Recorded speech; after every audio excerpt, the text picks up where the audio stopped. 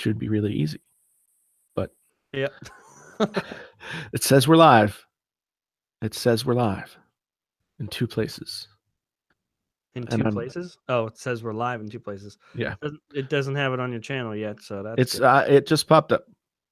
Just popped up. Yay. All right, so now how do I get to the friggin' chat? I always forget the chat part. I want to see what people are saying. So anyway, hello to people who are watching this at some time in the future. Greetings. Thanks. Thank you for stopping by and viewing this pre-recorded podcast called the Painfully Honest Tech Podcast. My name's Jason, sometimes known as the JTL, and my guest today is Jon Prosser from Front Page Tech. Hey. How's it going, Jon? It's going so good. This is the first time really getting to meet you. We talked for about an hour before the show. Yeah. And I just a few months ago I found you just throughout our community, and I'd seen your videos popping up like next to ours and related and stuff. Right. I was like, first of all, what caught my attention was I was just watching, and I forget what it was. It was probably an iPhone video because that's around the time I found you. And I was just like, okay. And then your intro popped up, and just like the production side of me was like, oh, that was dope. And I kept watching, and I'm like, okay, I'm gonna stick around, and I subscribed, and now I'm here on your podcast. Cool. Yeah, much appreciated. I kind of had the same experience where I think it was the iPhone video or the Apple video that you guys did. That was like, Apple sucks and it's your fault. Well, and I was like, the truth. And I was like, yeah, this is a guy after my own heart. I get it. Let's not mince words here. Right. No, that's what I love is like in a world where it seems like most quote unquote tech reviewers are saying the same thing. It's cool to find someone that, is on the same wavelength as I am. Right. And, honestly, that was part of my thought process when I was, really starting to get serious about doing this channel was I watch a lot of tech videos, and it says that we're private right now. Why are we private?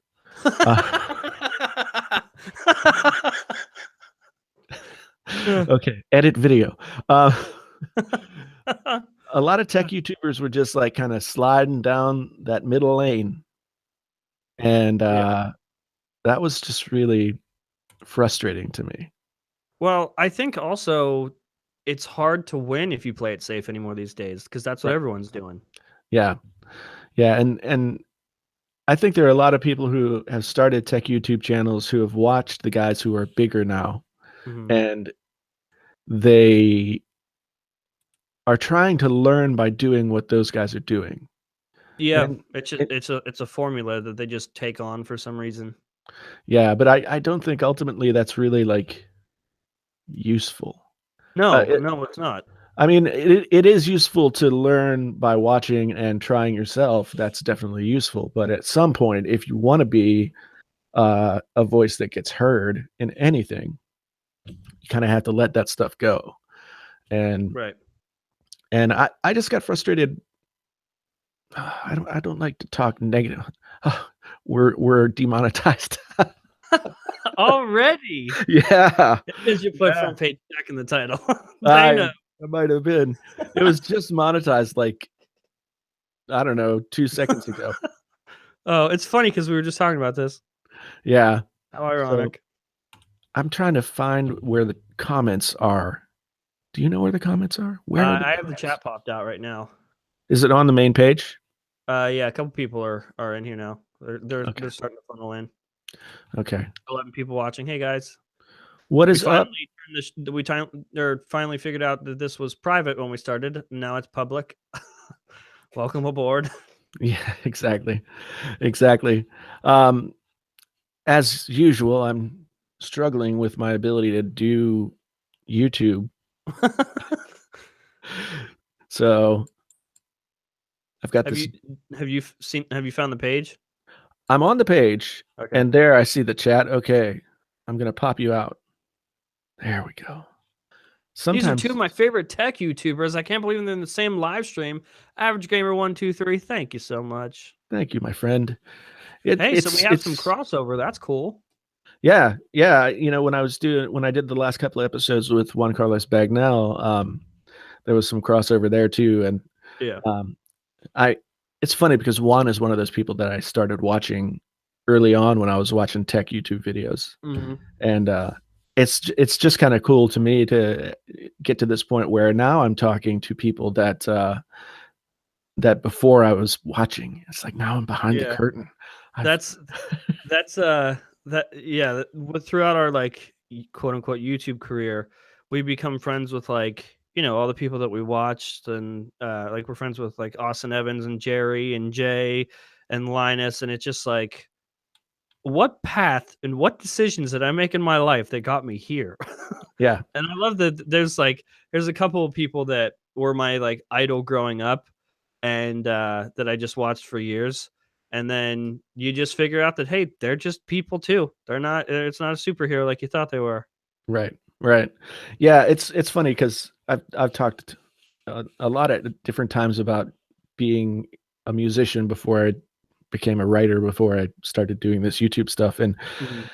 living in New York and being a musician. Like I had a friend who ran a pretty successful record label, so I remember when they re-released The Last Waltz. They had a screening at the Beekman Theater in New York, Mhm. and my friend gave me his comp tickets. And so, like, little Martin Scorsese is walking down the aisle right next to me, and I'm sitting behind Lee Von Helm's daughter, and it's just, What it's happened? it's just like, okay, this is weird. And then Garth Hudson, who was the keyboard player, I know that the band is like ancient music from another time, but he he lives with like a large group of Moonies, Okay. and they are his entourage anywhere he goes. So it was just really weird. Uh, and I had lots of weird experiences like that, getting to go backstage and with bands that Mhm. I had That you have admired no business before. being around. Yeah, but it's I haven't had the chance to meet guys like Linus or Austin They're or any of cool. those guys. I I I've did a like a meet and greet. We had to like there was an event and we had to like set up a table, and there were signs for us, and we all sat there, and there was people in line to get us to sign stuff. Like I signed a Wii, and like I signed my stupid little name on a Wii and a hat and a shirt and like all sorts of stuff. right. And it was funny because the meet and greet I think was scheduled to be a half hour long, and Linus drove a motorcycle from Canada to Seattle to do a half hour meet and greet and then drive back. That's insane. I've done that drive from Seattle to Vancouver. It's not a short drive. No, on a It's motorcycle. yeah, yeah. I that's impressive. Did it end up being a half an hour long? No, it was like an hour, but Yeah, still. yeah. Um, that's it. That's interesting. Like I haven't been in a place where I thought about going to CES, but it was just at that point Dude. when like the money I was bringing in was going to do me better long term Yeah. than not being totally prepared and spending money to go out there. Well, So plus, I'm curious on your opinion with this. Uh, I feel like CES is not what it used to be. Like now it is just a circus. Like I feel if there's a company that has some major announcement to make, they're going to have their own event. right, yeah, I think that's true. I think it's kind of analogous to South by Southwest on the music front, Yeah. where South by Southwest used to be, kind of a smaller event with much more industry clout to it, and it was sort of rarefied, whereas now it's just a free for all and has Yeah. been for a long time. And I don't know if that's necessarily a bad thing for CES. No, I wouldn't say. I think that having a giant trade show where the average normal people who aren't in the industry will pay to come Hmm. is sort of like genius marketing. Yeah, yeah, yeah, for sure. I mean, and I think a lot of it. I think it just.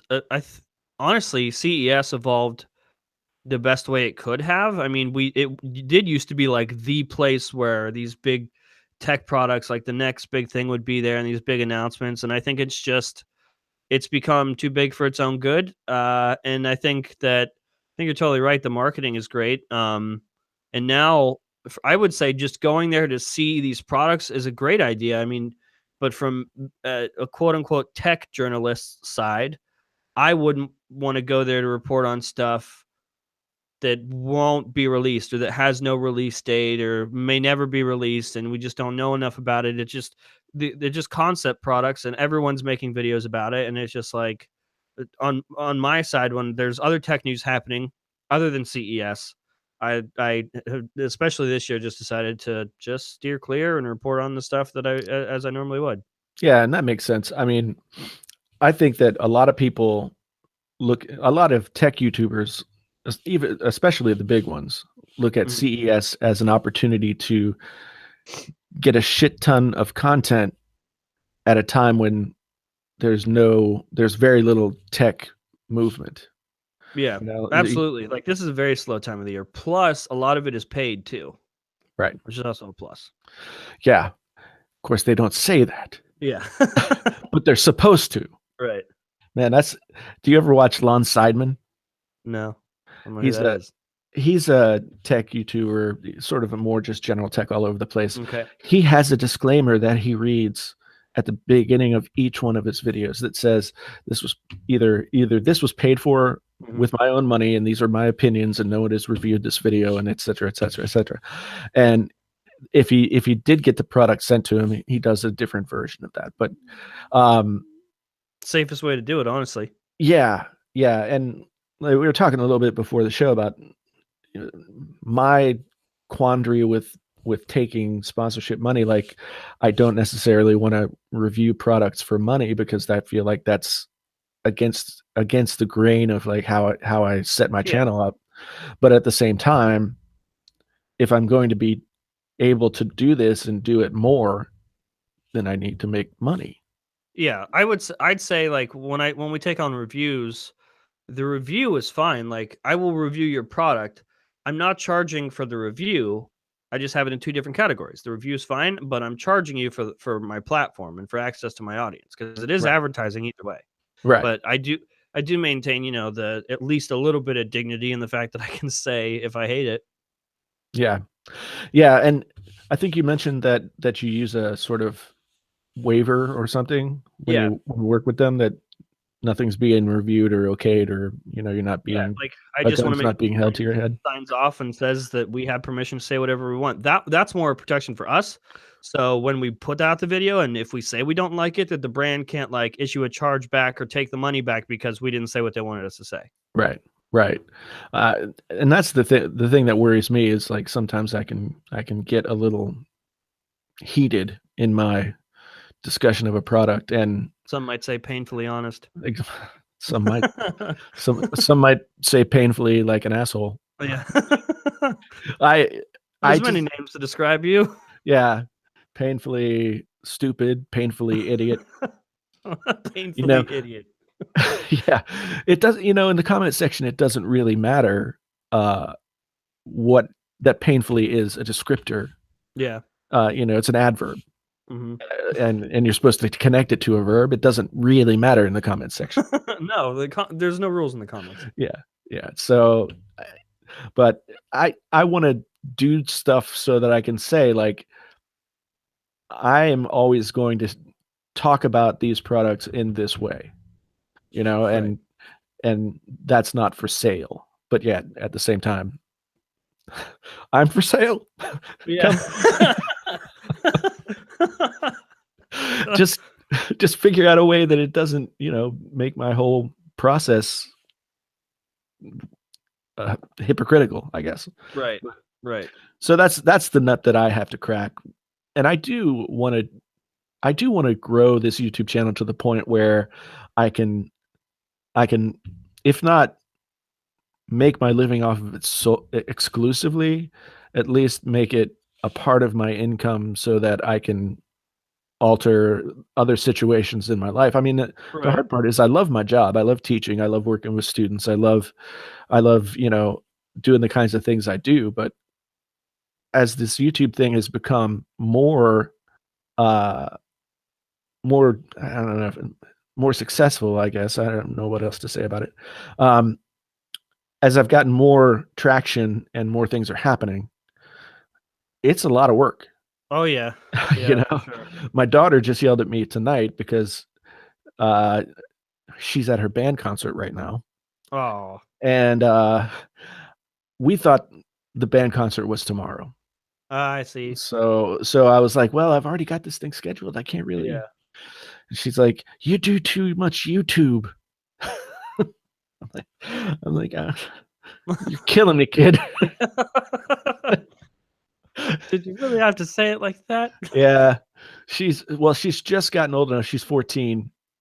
She's just gotten old enough to know how to like put on a proper guilt trip. Mhm. Ah, So knows how to play those mind games. yeah, yeah. I enjoyed the decade plus that we got to see her unsullied by the machinations of the outside world. But Yeah. they all grow up, I guess. Yeah. Let's see. Who else do we got in here? We got Alloy. Hey man, what's going on? Or not man, lady, person, folks. Lady I don't know. I'm looking at the avatar and I think it's a female. So I'm Every sorry. time my audience like is 90% male. So anytime I see a girl, I'm like, wow, I feel honored. I did something right somewhere. Exactly. My audience is 96% male. Wow. Yeah. Well, look at this face. It has its own sort of suaveness to it, but I don't think most of the girls on YouTube are coming out to check out me. A fine young fellow like yourself. I get it. If you take a look at like your profile pictures, if you squint, there's a second where you're like, is that Seth Rogen? I've had that. I've had he could be Markiplier's dad. I'm like, What? Markiplier is like 10 years younger than me. Yeah. If not more less. But it's the gray. It makes people confused. Yeah, but it's wisdom. It's the color of wisdom. That's right. I am like, my goal is to become the Obi-Wan of tech and speak Just need only in like platitudes. But so tell me how this all started for you. I know you've done a lot of stuff in the media gamut, Yeah. but how did you've been doing front page tech now for 5 years? Yeah, 5 years. So It's her 5th birthday in her big boy pants. oh, that's so nice. Yeah. Are you potty trained yet? Yeah, well, sometimes. Some days we get a little off, Yeah, just got to bring the emergency diaper just in case. I'm wearing them right now. Yeah, I started from page tech in 2013. I had YouTube channels since 2006, just doing garbage. But I was at a point where throughout all those years, I remember always having the thought, I just want to make a YouTube channel. And then I remember thinking, oh, what video should I make this week? Or what? I just want to make something. And Front Page Tech was the first thing that I made that I had like a clear path for, where I understood why I was making it. Right. So it wasn't so much a selfish thing, like, oh, I just want to make videos and put them out there. It was selfish, but also I saw a hole in the market.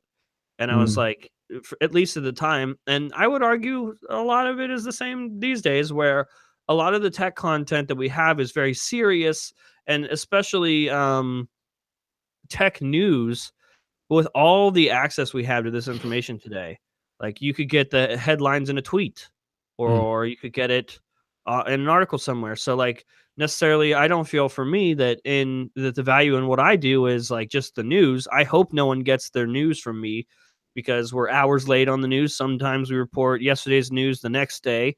Our value is just giving access to that information and bringing that news in a way that is different. And that was the goal from the beginning. Was we're not new in the fact that we're talking about this stuff, this tech information, all this stuff. I just recognize the fact that my show shouldn't be for just tech savvy people, because technology affects literally every single one of us on a daily basis. We all have these smartphones in our pockets. It affects us everywhere around us. And my job is just to keep not just tech savvy people, but the average consumer up to date and just entertain. Like, all I want is for 5 to 10 minutes out of everyone's day. If they had a shitty day, I want to make it not that way for 10 minutes. I want to make them laugh about stupid tech stuff, and then that's it. Right. And I mean, if you look at the media outlets that are out there for tech, if you just get on Flipboard and go through what's out there, a lot of times it's straight media. Yeah, It's straight journalism, and there's a place for that for sure. I mean, it's absolutely. good to be able to dig in and get details and cross-reference and all that kind of stuff. But I think one thing that you guys do really well is you bring sort of your own editorial spin to what you're talking about. Hmm. And it's sort of got this irreverence to it that sort of takes the stuffiness out of it. Yeah, you know, for a- sure. and also pisses off some people. Yeah. I think that's just like, and that's something I've learned recently. I mean, throughout the years, the show used to be way too goofy, where it was just, there was like maybe 20% tech stuff, and it was just too much. And then that was like reeled in, where it was just like, I want to say my personality was still in it, but it was still more just the information. And then Right. I was at a point where when the Apple stuff first started taking off, like around the iPhone 10 stuff, when I was getting a lot of heat at the time, that sort of, at first it changed my mindset. I was like, well, I don't want to piss people off. I just want to make people laugh, and so that's what I did. And I was very careful with what I said. I didn't want to like push any certain people away because they like the iPhone or whatever. So I played it safe. Like, and I remember apologizing all the time or clarifying when I say something negative about the iPhone. It was always like, well, listen, I don't hate Apple. I love Apple. I want them to do better.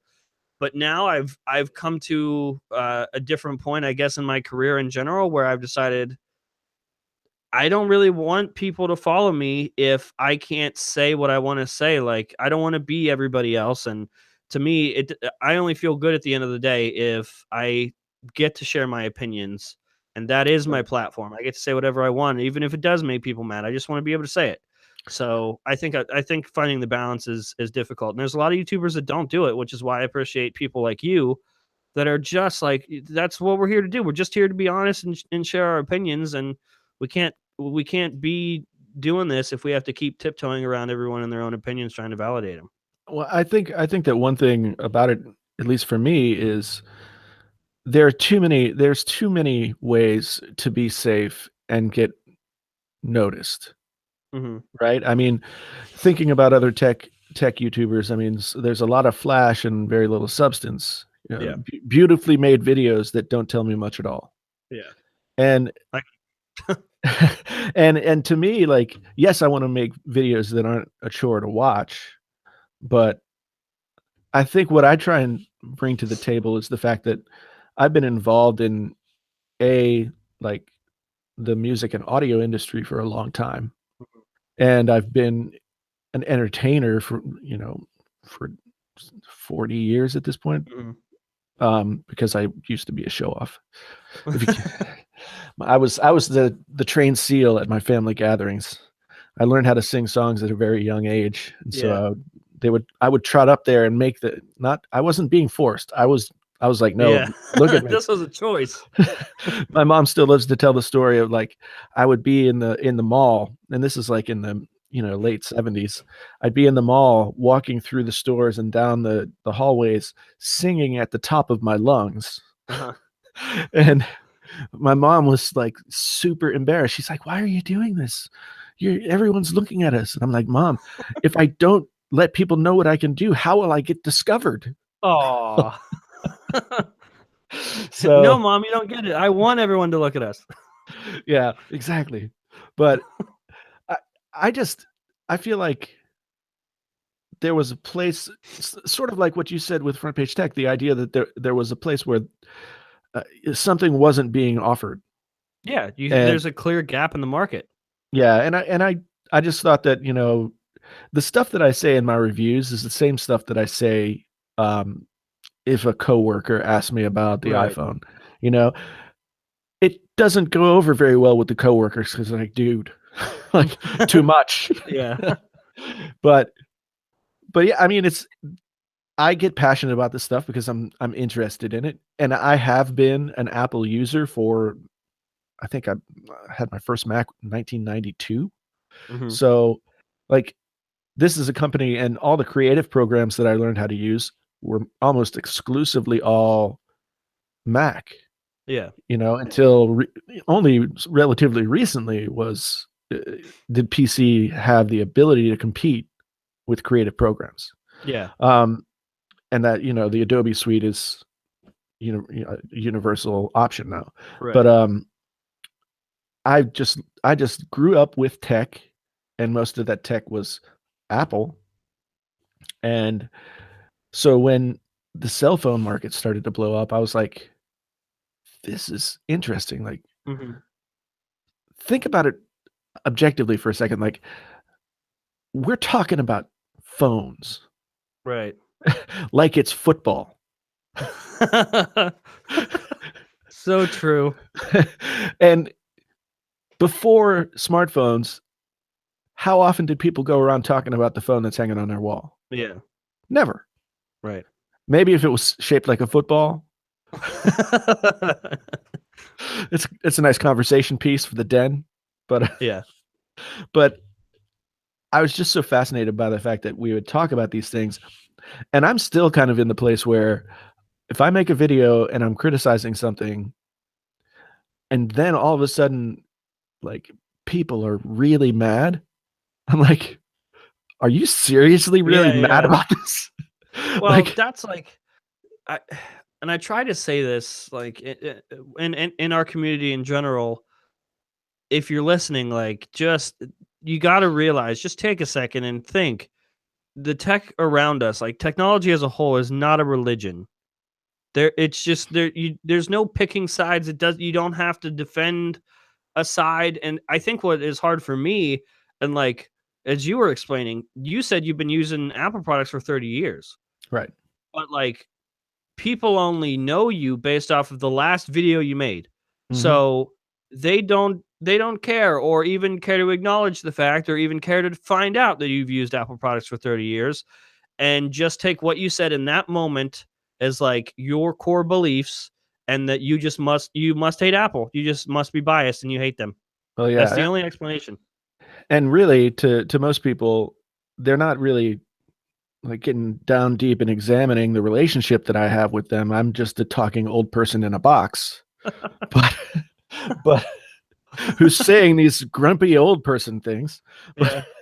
but yeah, I mean, a lot of times people will come across this anybody's stuff and be like, you know, some people will love it, some people will hate it, Yeah. but it's oftentimes the stuff like all the comments that I've been getting on my HomePod review where they're saying, "Dude, you can take the power cord out."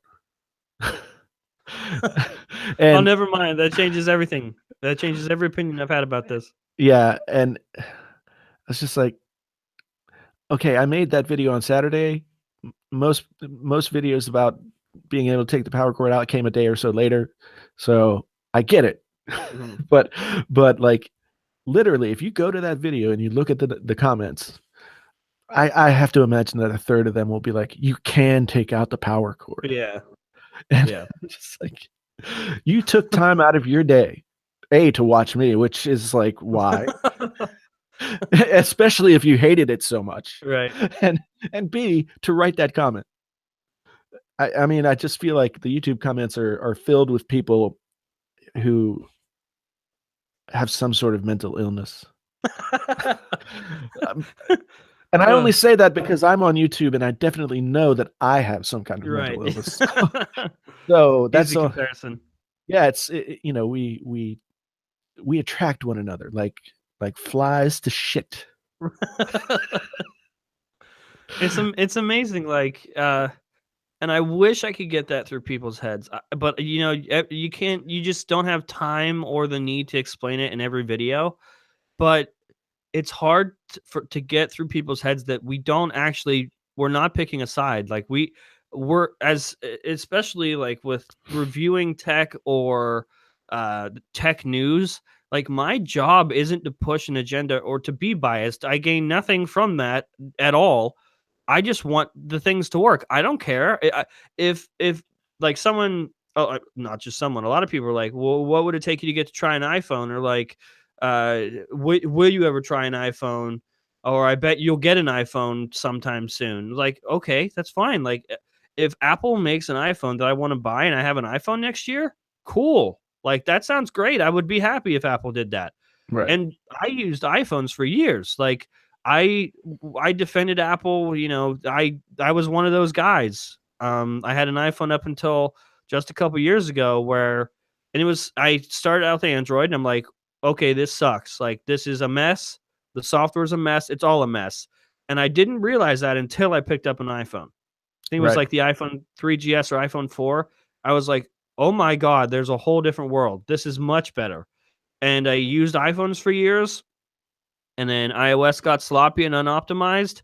And I remember the day I picked up an Android phone. It was a Nexus device, a Nexus 6 actually. Yeah. And I was like, what happened to Android?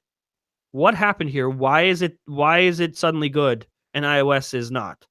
And I didn't leave Apple or iPhones because the hardware wasn't good. The hardware is usually great. It was the software that just, I don't know what happened, where they got lazy, quality control is an issue, and it just doesn't work. But no one cares about that. Like, I love Apple and I want them to succeed. That's why I get so passionate and angry about this stuff. Right. Exactly. And for me, it's always sort of this weird love-hate thing.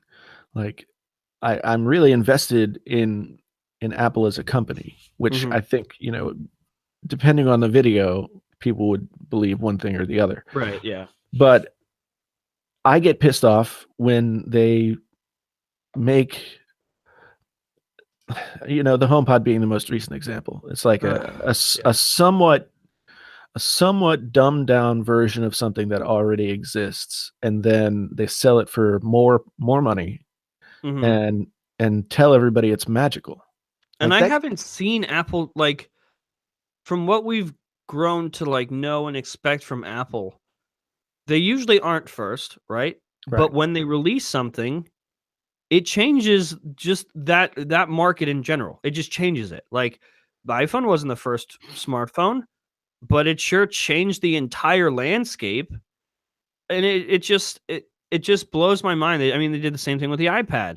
Right. It just blows my mind that there's this isn't a one-time thing either. There's been a pattern recently of Apple just being subpar and just putting stuff out there for the sake of getting it out there. And I mean, I went back and I watched the announcement. I think it was at WWDC last year where they announced the HomePod, Right. and I just Yeah. wanted to see what they said about it, like what kind of promises they were making. And I mean, it was obviously their entry into like the home assistant sort of deal. Um, and I mean, they did say it was going to sound really good, and that they had focused on the engineering of the device, knowing what corner of the room it was in and how to optimize the sound and all that stuff. And I'm not at all saying the HomePod doesn't sound great. I mean, from what everyone's saying, the Hey, look, reviews are crazy good we in got terms of sound. Roberto Blake in the chat. Yo, Hey, what up, Roberto Blake. Roberto? What's up, man?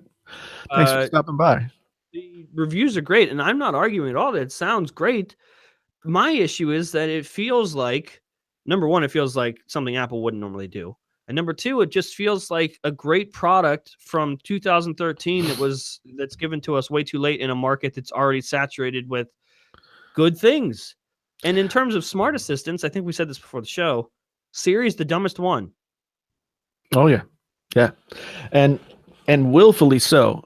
I have to believe at this point, because Apple has had Siri in their products for longer than almost pretty much any other Yeah. smart assistant, right? Yeah. And they bought that thing, and they were like, it was going to be the change the whole face of everything that we do. Blah blah blah. It's magical, and It started out that way though. yeah, and now Siri is like, your cousin that got dropped on the head when they when when they were a baby, and is just kind of bumbling along. Yeah. I mean, here's the thing. I bought the HomePod and I reviewed it, and I Yeah. was like, I spent a lot of time with it, but it still was like a first impression moment. Mhm. at first I was like, okay, Monday, I'm just sending it back. But Really? then, yeah, and then I was like, well, I'm I'm going to keep it and use it and see if it shows me something different than what I mean, if you look at it just on the basis of what it does or doesn't do, or how it sounds or doesn't sound, that's one thing. But the thing that was so attractive about the iPod is not that it was like the first music player. Right. I mean, there were lots of others out there that were way more successful when Apple came into the market. Hmm. But there was something about the iPod that made using it more human Yeah, than yeah, the for sure. others, right? You weren't And just bumbling with a piece of tech. right. And so I'm curious to see now if I use the HomePod for a week or 2, how will it work in comparison to the other sort of smart assistant connected things that I've been doing? Hmm. Um, will it actually be more integrated into my life, or will it just sort of ultimately end up sitting there? Because I almost never talk to anything. I think you're right. I feel like this isn't like I feel like the real value of the HomePod is something that we're all gonna find out in a few months. Like, it's cool right now and it sounds great, but how are you? Is this something that you are going to be able to integrate into your life, or is it going to become a chore to remember to use? Right. Roberto makes a good point. I mean, the iPod was a good design and not just solely focused on aesthetics, but it also evolved over the years. Uh, I remember the first click wheel iPod that was really kind of, in comparison, kind of difficult to use. But then Hmm. once they got the touch wheel Yeah. and all that going, I mean, there's still not a better. When I first used it, I thought it was magic. It was Yeah, just like it was far ahead of its time, and I yeah, just feel like we don't see that. yeah. And Roberto, you're right. Apple's quality control has been somewhat spotty, which Thank you. has never been a problem with a lot of their stuff. I mean, I think sometimes we might romanticize the old days of Hmm. Apple, um, because Mr. Steve is dead. Yeah, and But I always hated those guys. Like, I hated when people said, "Well, Steve was alive," and I was just and my thing was like, "Well, listen, it's a different company now. It's just not the same." But the more recent moves, I'm just convinced that there are certain things that they've done recently that Steve would have never allowed. Like the HomePod just being a thing that exists just to be a speaker in the market from Apple. That wouldn't have flown. The notch, that wouldn't be a thing. right, Unoptimized software wouldn't be a thing. I remember Antenna Gate too. Yes, you're absolutely right. I mean, but Steve Jobs was the guy that said, "You're You're holding it just holding wrong." it wrong. Yeah. So I have to assume that he was having a bad day. You're But holding it wrong. yeah, um, the thing about it, the thing about the HomePod that I'm after using it now for 4 days is it's it works with what it's supposed to work with really Mhm. well. And I don't know, like I was when I made the negative videos about the HomePod before it even came out, people were like, "You're just doing this so you could flip flop and say something, positive about it once it comes out." I'm like, well, We'll I, see. That's what everyone said about me too. They're like, "Oh, you're talking all this shit before the iPhone 10 comes out, but when it comes out, you'll buy one and love it." Well, shocker, that didn't happen. yeah, it's There are certain things that from a distance you can tell yeah, you just don't want it. yeah. I think the HomePod has an opportunity to be like Sonos has played and won this game already. Yeah. They have the biggest ecosystem. They have the most features. They do all of it. But I've had Sonos systems in the past, and while I love them, they were their own sort of strange walled garden. That's okay. That you're totally right. I totally agree. W- I think the issue with HomePod for me is I couldn't tell you what it is. If you say what is HomePod, I don't know. I don't know exactly what Apple's trying to do with it. What is it? What are they doing? I, you know, if if you're to believe the marketing, it's all about quality audio for the masses. That's magical. Yeah. And it changes the speakers forever. But like, could you comfortably say it's a smart speaker? Uh, I think right now I would say it's a speaker that can be voice activated. That I think that's my problem. Like, I don't think you can play the middle ground here. Apple's Right. like, it's a great sounding speaker, but also it can turn on your lights and it can do this and it can do that. No, no, no, no, no. If you are a smart speaker, if you want it, if that's the category you're putting this in, you got to go all or nothing. Like, it's either just a speaker that sounds really, really good, or it's a speaker that sounds really good, but it's also smart and does all this other things. And if you say that, then you have to realize that you're in a market now where Apple's not top dog. You have the Echo, you have Google Home. It's not you. If you're going to play that game, you got to realize that you're playing with other teams here. And that's my issue with, like, if you say something negative about HomePod, or you say it's not very smart, Apple fans are going to be like, well, it's not a smart speaker, it's just a really good sounding speaker. Yeah, and that's sort of Apple does this often where they set up, like with the iPhone 10 being discontinued, right? Mm-hmm. So Careful with that word. Oh, I've already been down that road. Clickbait. Yeah, I do endeavor into the clickbait, but at least I talk about what I say I'm going to talk about.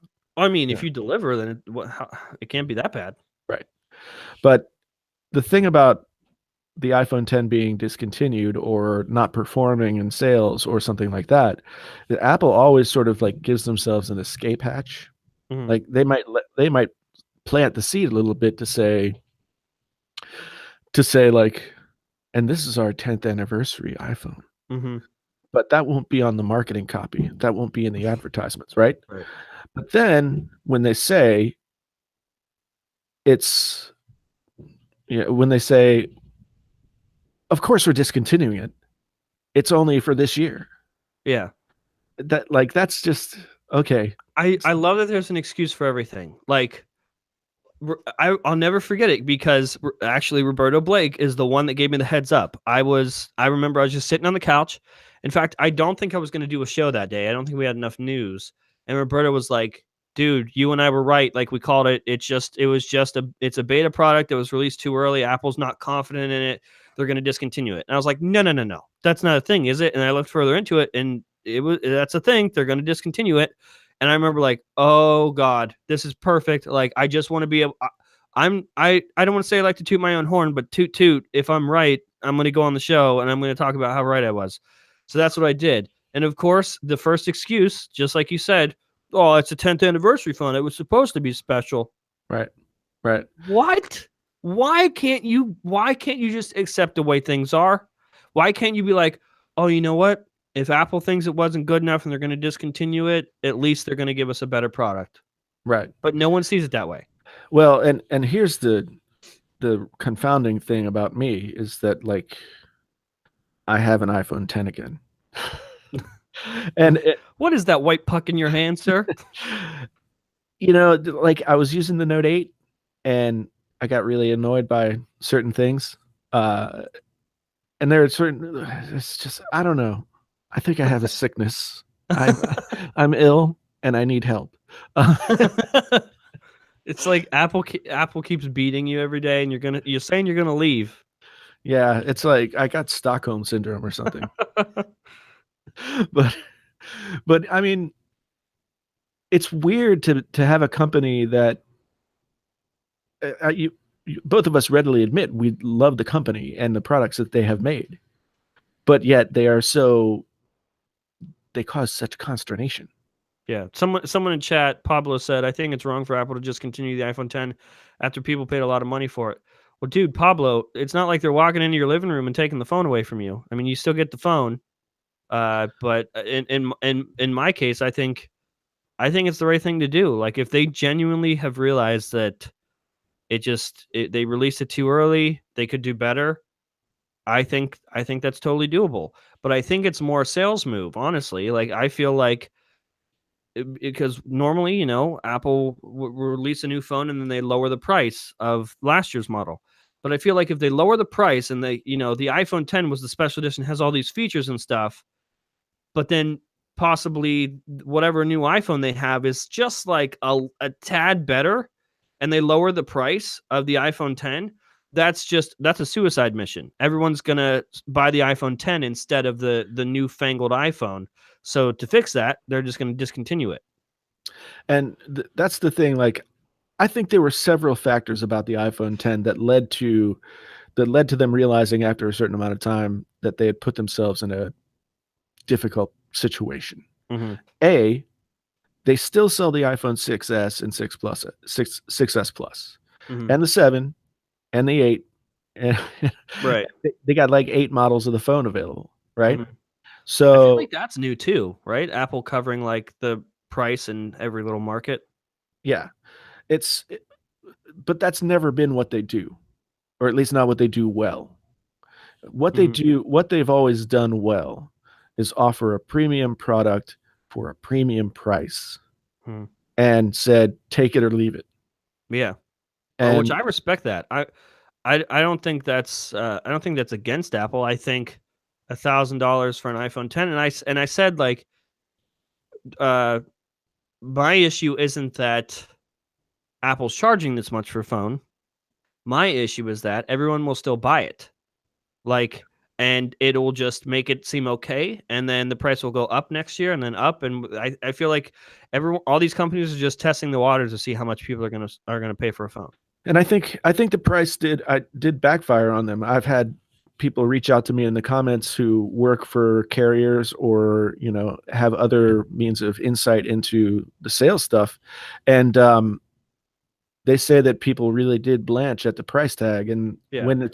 when you've got the same phone in a different skin with only a couple of different features that aren't on it, Yeah. and it's $200 cheaper, it made people start thinking.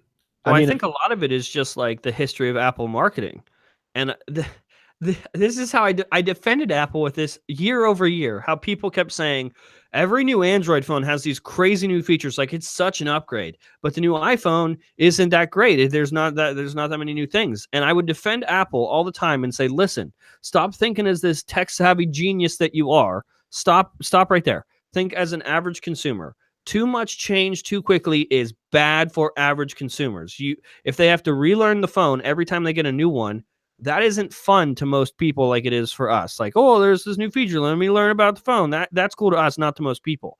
So a lot of marketing and what Apple has done year after year is their core customers that buy the new iPhone every year are used to not just familiar software and familiar hardware, but that familiar price.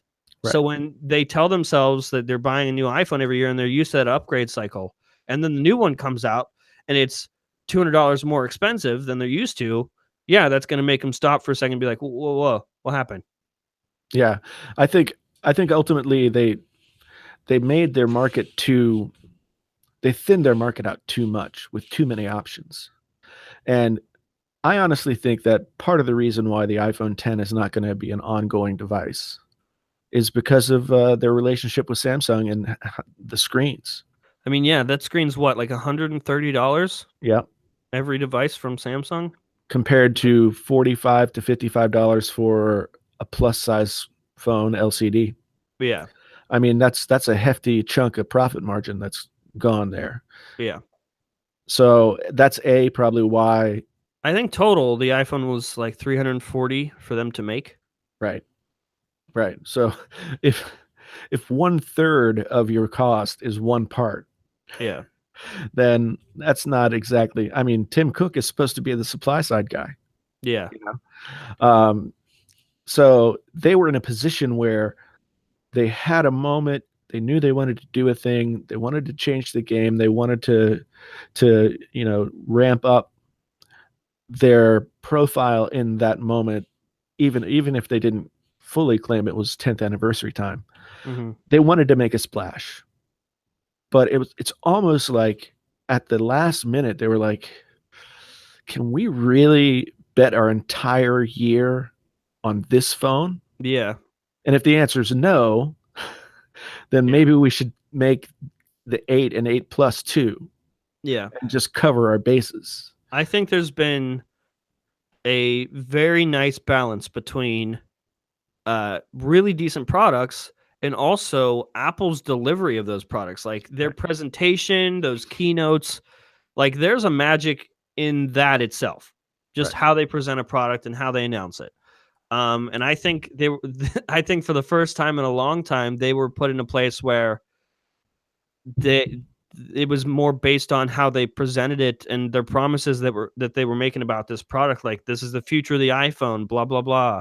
Right. And the product didn't. I don't think it deserved how much they were promising out of it in those keynotes. Right. Yeah. And Roberto says here in the comments that Tim Cook is a supply and logistics guy, yet they haven't managed to meet consumer demand with products under his direction. Yeah.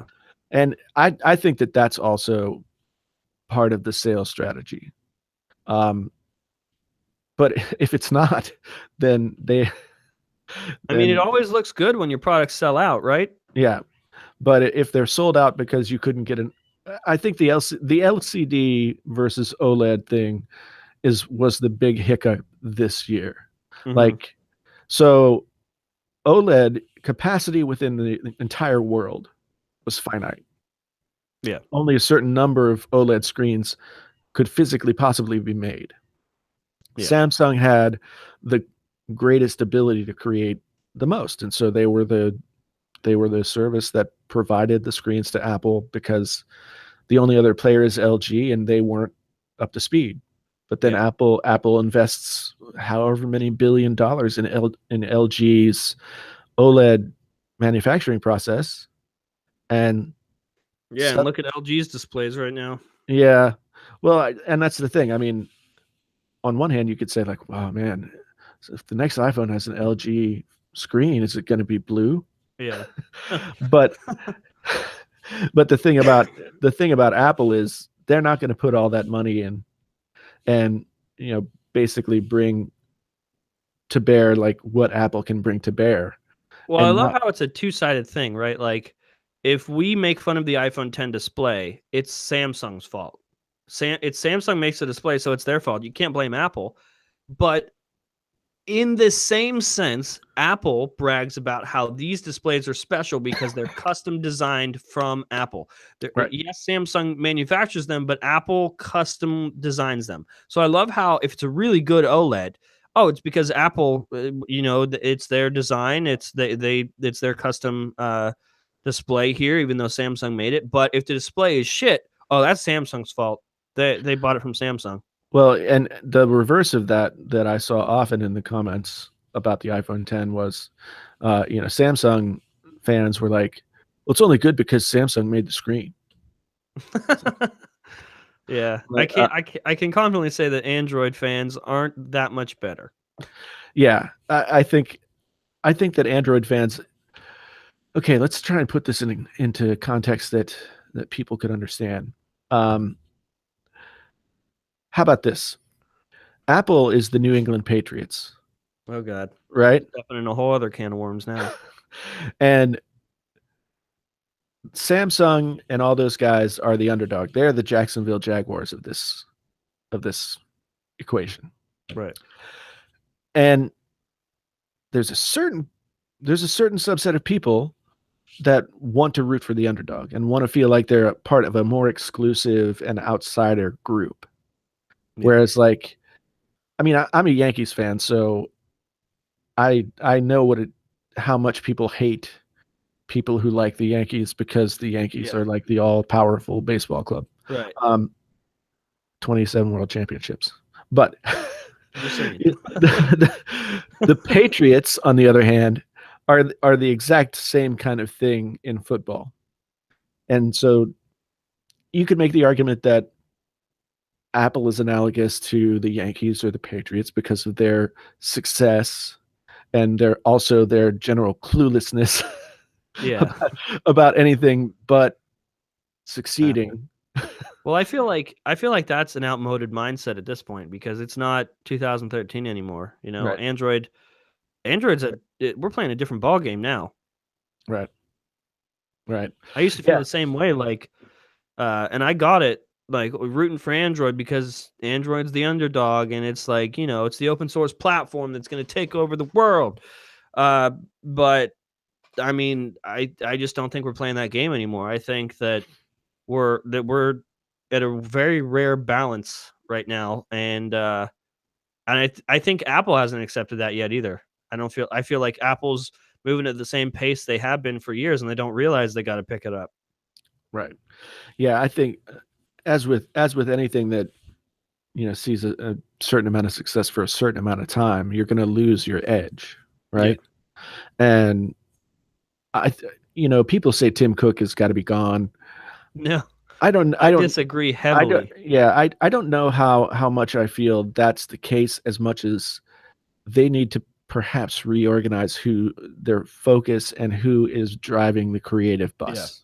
I mean, Johnny Ive's coming back in design, which I was convinced Johnny Ive was done. I thought he was on his way out.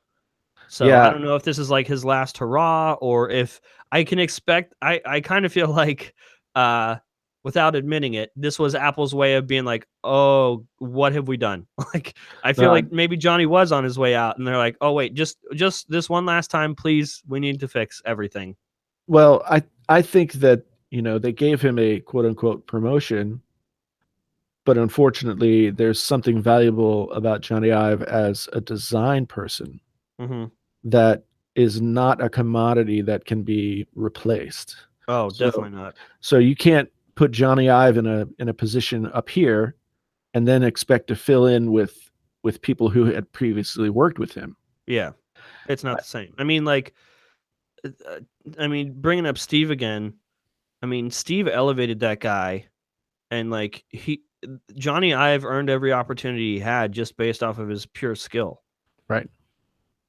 Yeah. That you I don't mean, find that much. he was a student when Steve Jobs found him at a Mhm. London at I forget what design school in London. But Steve Jobs was like, see something in you. We need to refresh our computer stuff because John Scully is like made us into Pepsi and we Yeah, want to be Coke.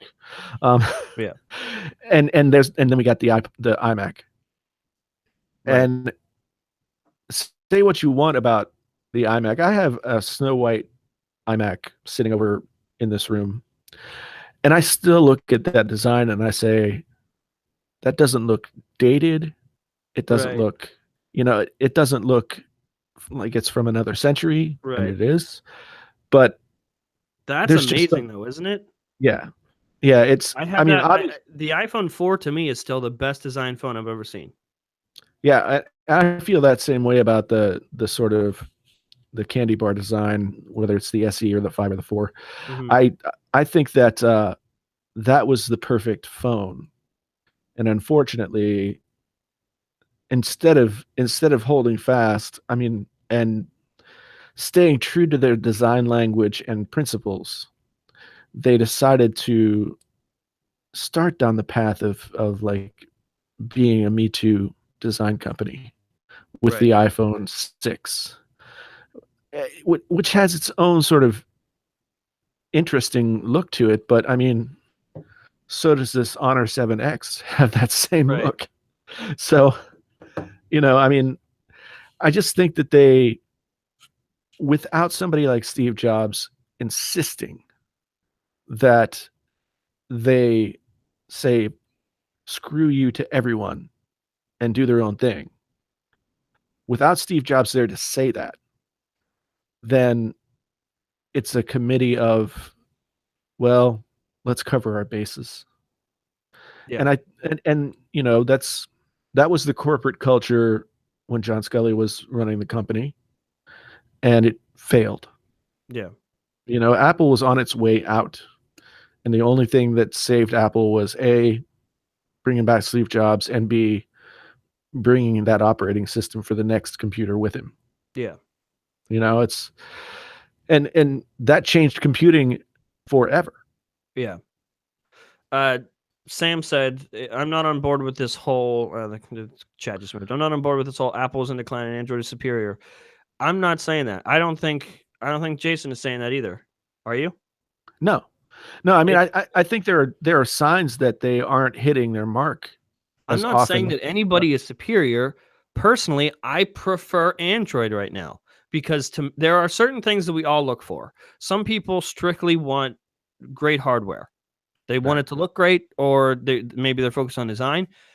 I am different. I look more for software, optimized software. And that's what I really loved about Apple and iPhones. Like when everyone was like, oh, root your Android device, you can do anything you want.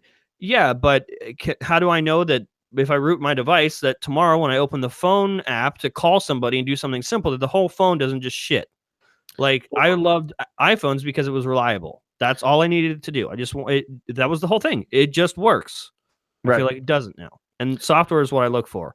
Android right now, to me, is a superior software experience. Somehow that happened. I personally am shocked by that.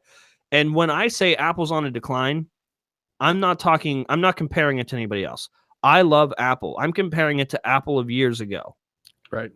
Yeah, which is a dangerous thing to do because it is easy to sort of put on the rosy glasses and not remember the things like you're holding it wrong. But well, there's definitely Steve wasn't perfect. He was bad at criticism. He was bad at taking criticism, period. Right. And I just want to stop for a quick moment because Mr. Tech has offered us a super chat with a question: Pixel 2 XL, Note 8, or Galaxy S8? He needs to know what's the choice. And the interesting thing to me is that all three of those phones are different enough that you have to decide what you want more. Yeah, I mean, to me, it's just like, I mean, it'd be easier to tell if you were like, do I get an iPhone or do I get this Android device? I'd be that's more of like personal preference because we're dealing with two different ecosystems, two different software. What do you want? All three of these phones have the same software in a sense.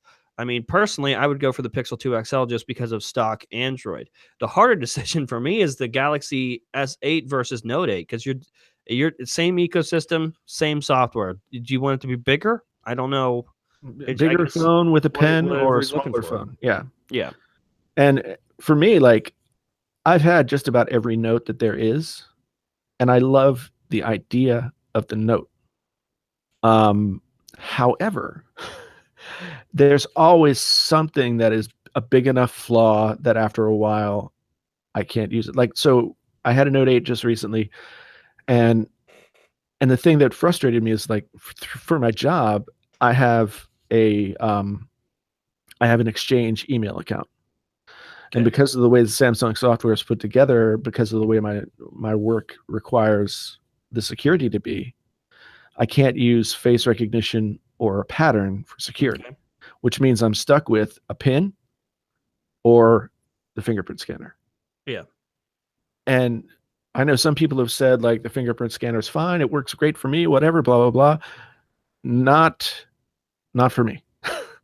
It was have the fingerprint scanner on the worst position. Yeah. The S8. Yeah. The worst. S8 and Note 8. It's on like the back right. Yeah, beside the camera lens. The camera lens, yeah. The worst spot they could have put it. Yeah. And I would get false reads, like failed reads.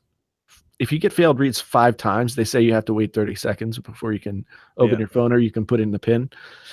I was getting five reads all the time, not going through. And I was like, fuck this.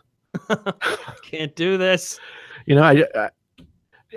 One thing that I think Apple does really well and has been their goal is to provide a seamless relationship between the user and the device. Like that's been their thing. And ultimately, I think that's why I keep going back to Apple. Yeah. Roberto doesn't have super chat option. Just mail a check. Yeah. Yeah. Sam asked, do you feel more secure having banking apps on iOS or Android? I mean, I don't care. Like, you're assuming that we have any money. Well, silly Sam. Yeah. I mean, with my credit and the amount of money in my bank account. I mean, do you think I put myself in debt to do this tech YouTube channel? So And this I'm got demonetized before we were live. So, I mean, what do you want? that's right. I know. So it's just one of those things. I have a Joke's on you, Sam. no, I to try and answer that question, I honestly feel more comfortable with Apple than with Android because since Android has more fingers in the pie in terms of development and anything, there's more places where things could get weird. Yeah. I just feel like I'm making the same choice no matter where I go. Like I already like everyone's talking about putting tape on their webcams and they think that Facebook is listening to them because then they get ads in their Facebook feed based on what she's said to her friend. And there's just all sorts of different things. But this is just something I'm willing to do because to me, the technology and the benefits I'm getting from it are worth me putting a little bit on the line. And I don't like maybe I should care more, but it's just something I accept knowing that I'm using somebody else's service Right. that I don't have full control over, that things could go wrong. And if something goes wrong, it's my mess to deal with. Right. But that's just where I lie. I mean, you're not going to find me putting tape over my webcam. Really want to watch me sitting here? That's cool. I actually did a video on some accessories that they sent me, and one of the things that they sent me is a little magnetic webcam cover. And it comes in a 3-pack. And how cute. Do you use it? No.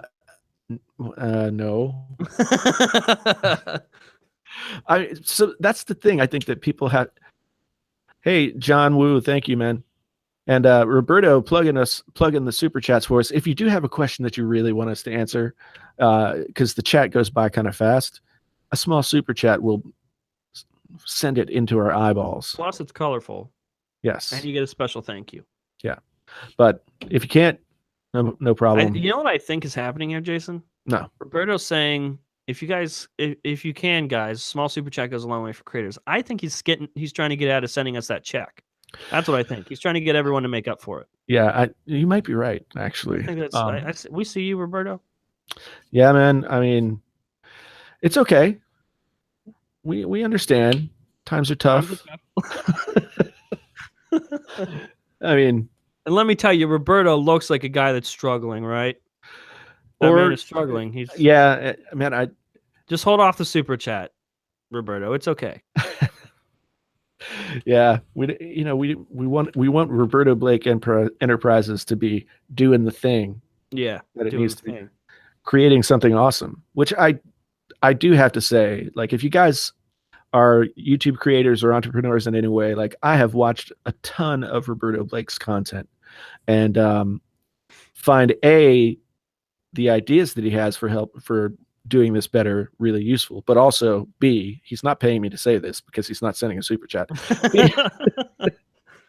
B, the whole idea of creating something awesome out of your day, whether that's whatever that is a philosophy that I think could pay dividends for a lot of people. And so I very much appreciate that. That's why I do YouTube. I mean, I wouldn't have put it in those words, but it's something that I wanted to do because I enjoy the process of doing it. I enjoy the interaction with people. Thank you, John. Really appreciate it, man. Hey, thanks. Thank you. And so if you haven't checked out Roberto's channel, he's got a little bit of something for everyone, and it's really great content. Yep.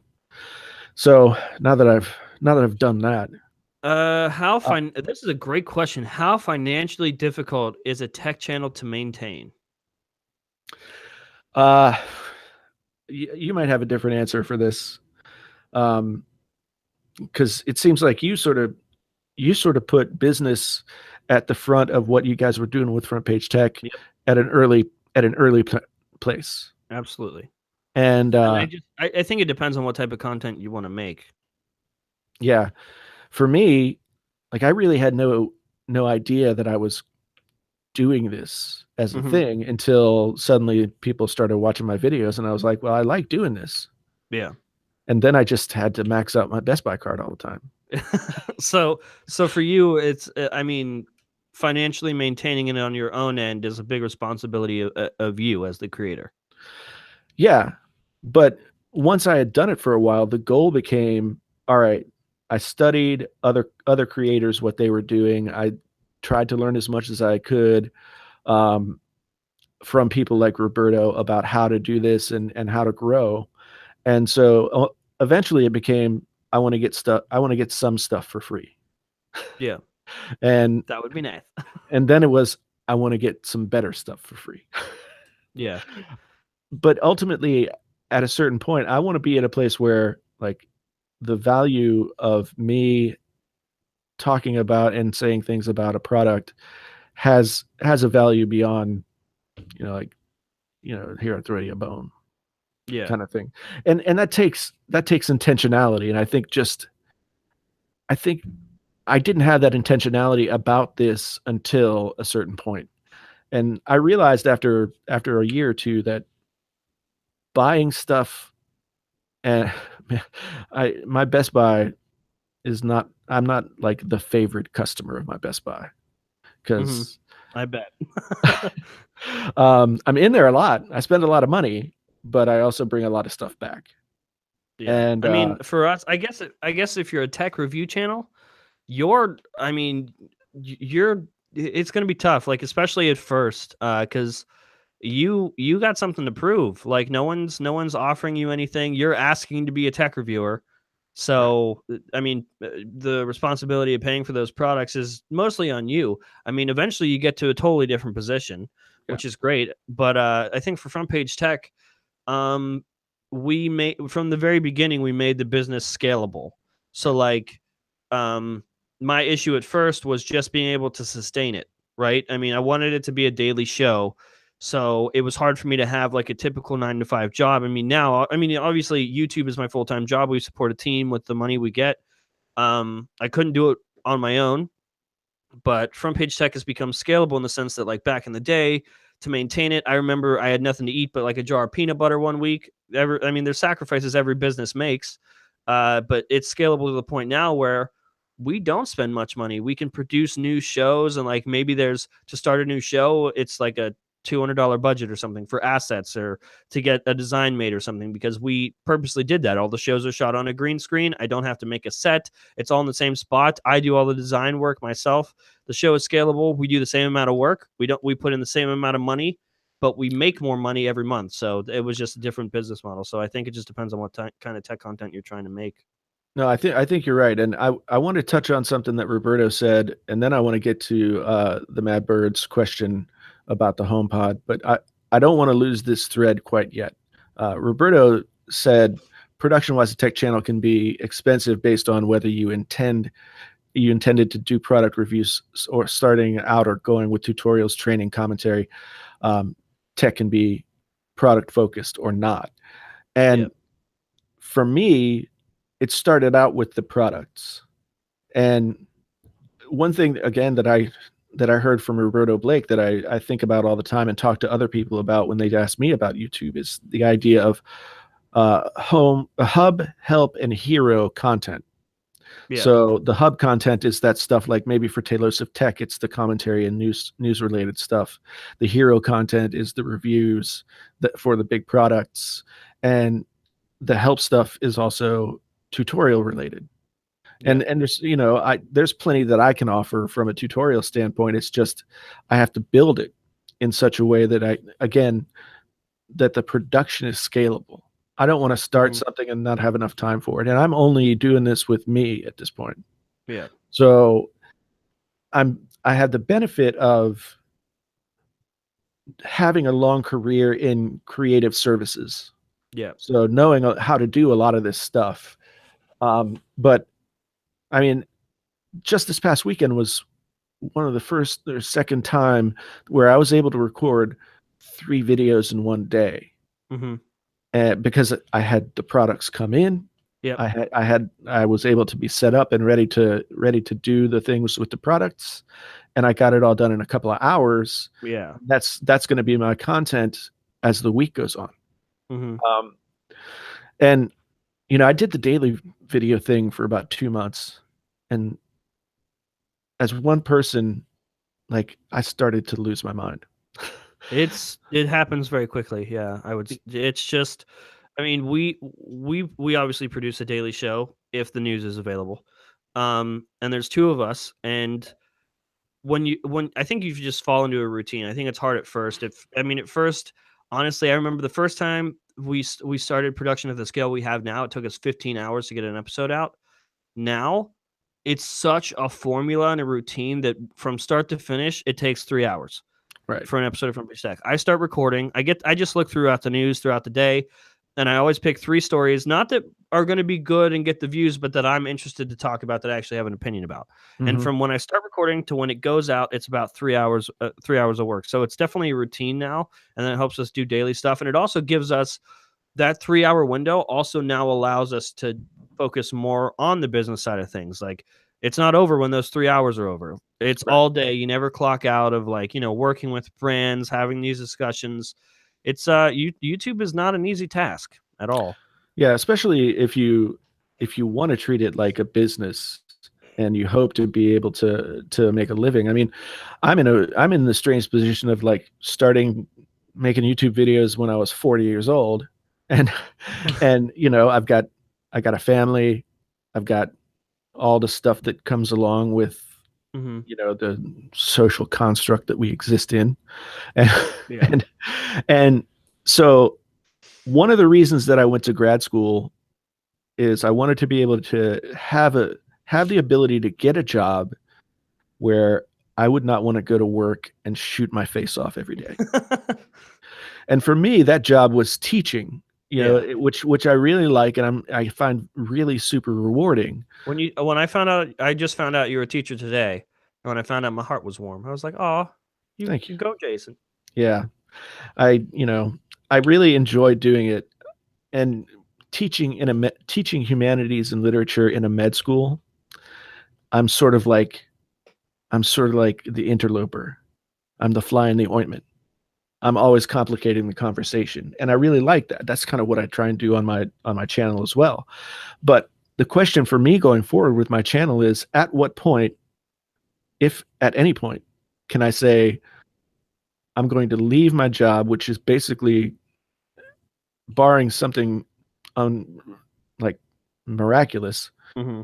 I have the potential to stay at this job for the rest of my working life, and retire with a good retirement thing and Yeah. all that stuff. But I have never lived that way. That's never been the way that I live my life. And I would love to make my life, my creative life, my life. Yeah. And that's YouTube, that's music, that's writing, that's all those things. But I also got that graduate degree so that I would have the ability to teach, so that I could be the responsible person that I need to be for my family, Yeah. and be at least less of a burden on them. No, that's that. I mean, definitely with the struggles we had with Front Page Tech, I mean, it wouldn't have worked if I had a family and stuff. I was able to be a little bit irresponsible and put more work into Front Page Tech, more sacrifices. Interesting thing that I wanted to just address real quick. Somebody, Super Flymez, I think. Is that how you say your name?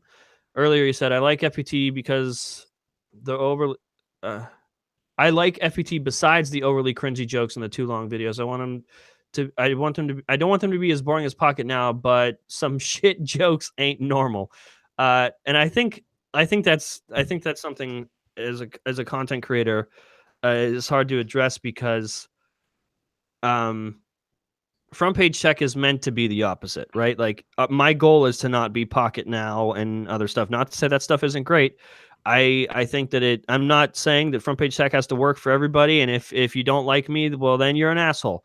That's not it at all. The dry humor is something that I like, and a lot of content creators, I think, don't have the opportunity to do the same thing, where they're able to create content that they would genuinely want to watch, and that's the only content I'm willing to create. So if Front Page Tech isn't for somebody, that's totally okay. It's nothing against them. I'm purposely trying to be not everybody else because I don't want to be just another YouTuber. Yeah, and I agree with that. There has to be for me something. I think it's okay to be I'm doing that like this to learn. And we talked about Yeah. it a little bit before the show about that. To look at, if you want to be a tech YouTuber, look at Marquez Brownlee, look at um, Austin Evans, look at all the people that are out there doing it, and really study what they're doing and how they're doing it, so that Yeah. you can learn the craft of it. Yeah. But at the end of the day, nobody wants to watch, you know, Marquez Brownlee B team. you Yeah. know? That dude, that is totally true. And I think that's a question a lot of creators don't ask themselves or are too afraid to confront. The question of why should someone watch me? A lot of people are focused on why am I not getting subscribers? Why am I not getting views? Please subscribe to me. I need this. I need that. And it's so self-centered where if you took a step back and you realized how valuable time is, like it's our most valuable asset we have. You can make more money if you lose money. If someone steals your car or whatever, you can always earn stuff back and get stuff back. You'll never be able to earn back more time. Never. And you need to ask yourself, why would someone sit in front of a screen for 10 minutes and watch me talk about anything? And I think if you don't have a good answer for that, then that's time to reevaluate. I don't think you should quit. I don't think you should stop being a YouTuber if it's something you really want to do. But at the end of the day, just like Jason said, it's cool to learn. Like if you see MKBHD's formula and you want to do that, and that's cool to learn and stuff. But just because MKBHD is successful doesn't mean that formula is a winner for you. It won for him because he paved the way. Like he's in terms of like just pure quality of videos, MKBHD for the longest time was untouchable. And now you have, TLD today is way up there in terms of content quality. Austin Evans is way up there. Linus is way up there. But at the end of the day, just like Jason said, if you're not, why be just like MKBHD if the other option is you can watch MKBHD? If people can choose you and between MKBHD and like Jason said or put it, his B team, I think MKBHD is the choice. Yeah, I think that you make the right point. Is that, like, if you want to be a creator on YouTube or anywhere else, eventually you're going to have to ask and answer that question. Like, why should anybody give a shit Yeah. about me and what I'm doing? And that's a hard question to answer. And the answer could be, I don't care. Yeah. And that's okay too. that will take you someplace. Yeah. If you have the forethought to say, I don't give a crap what people think, then I feel like those people are making content for the right reasons. And those are the people that aren't asking, why am I not getting more subscribers? What's wrong? Yeah. Subscribers are not something you're entitled to. Not at all. And I mean, as Roberto's saying in the comments, some like, an audience doesn't come just because, and it's not, there's no reason for them to stick around. Yeah.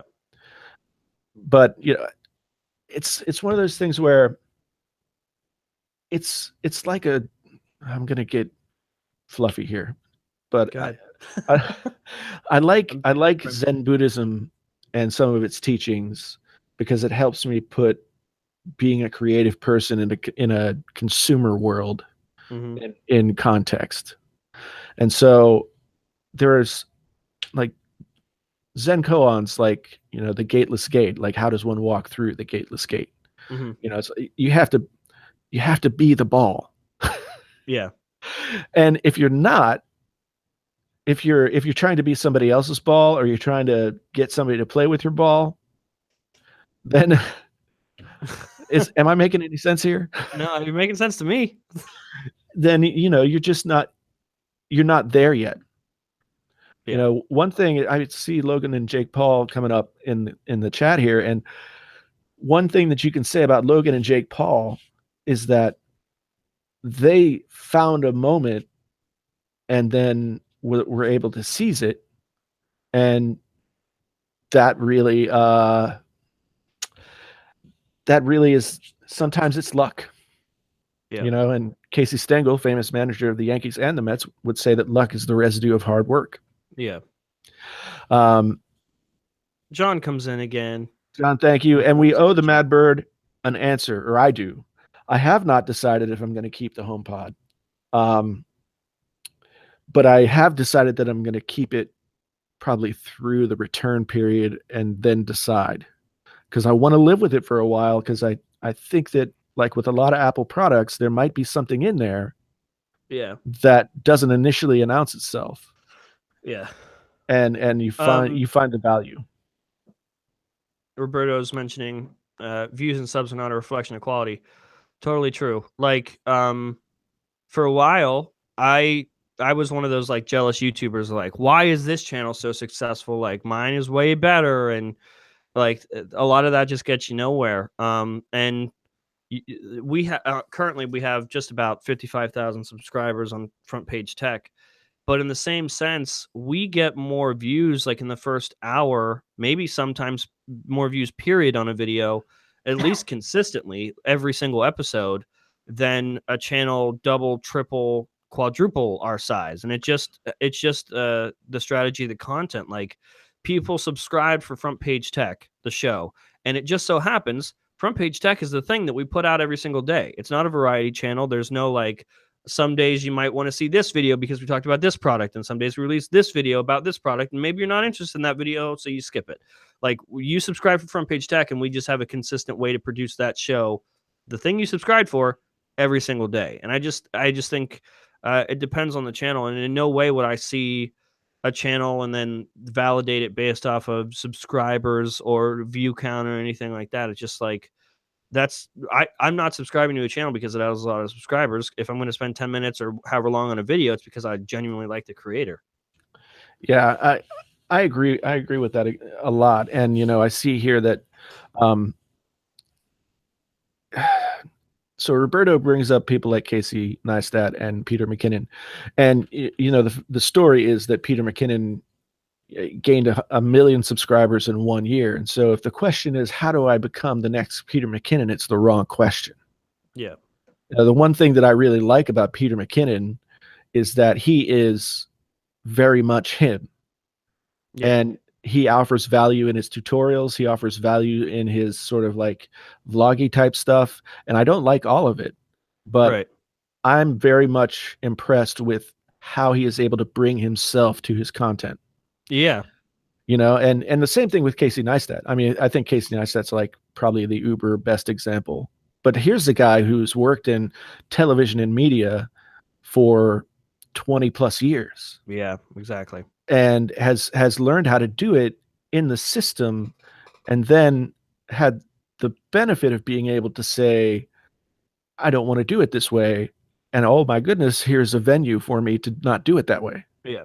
You know, but he's, you have to believe that Casey Neistat has been very intentional about how he wanted to approach what he wanted to do, what it would look like, how it would work.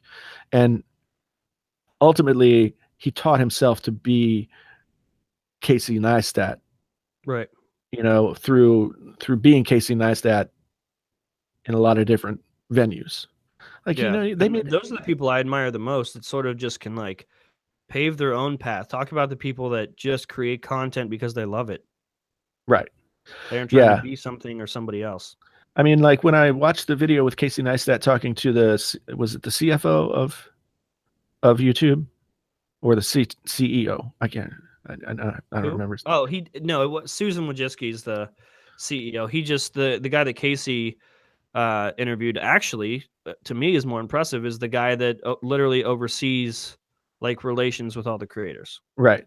And you know, one thing that I admire about Casey Neistat is that he wasn't there asking questions to reflect on him.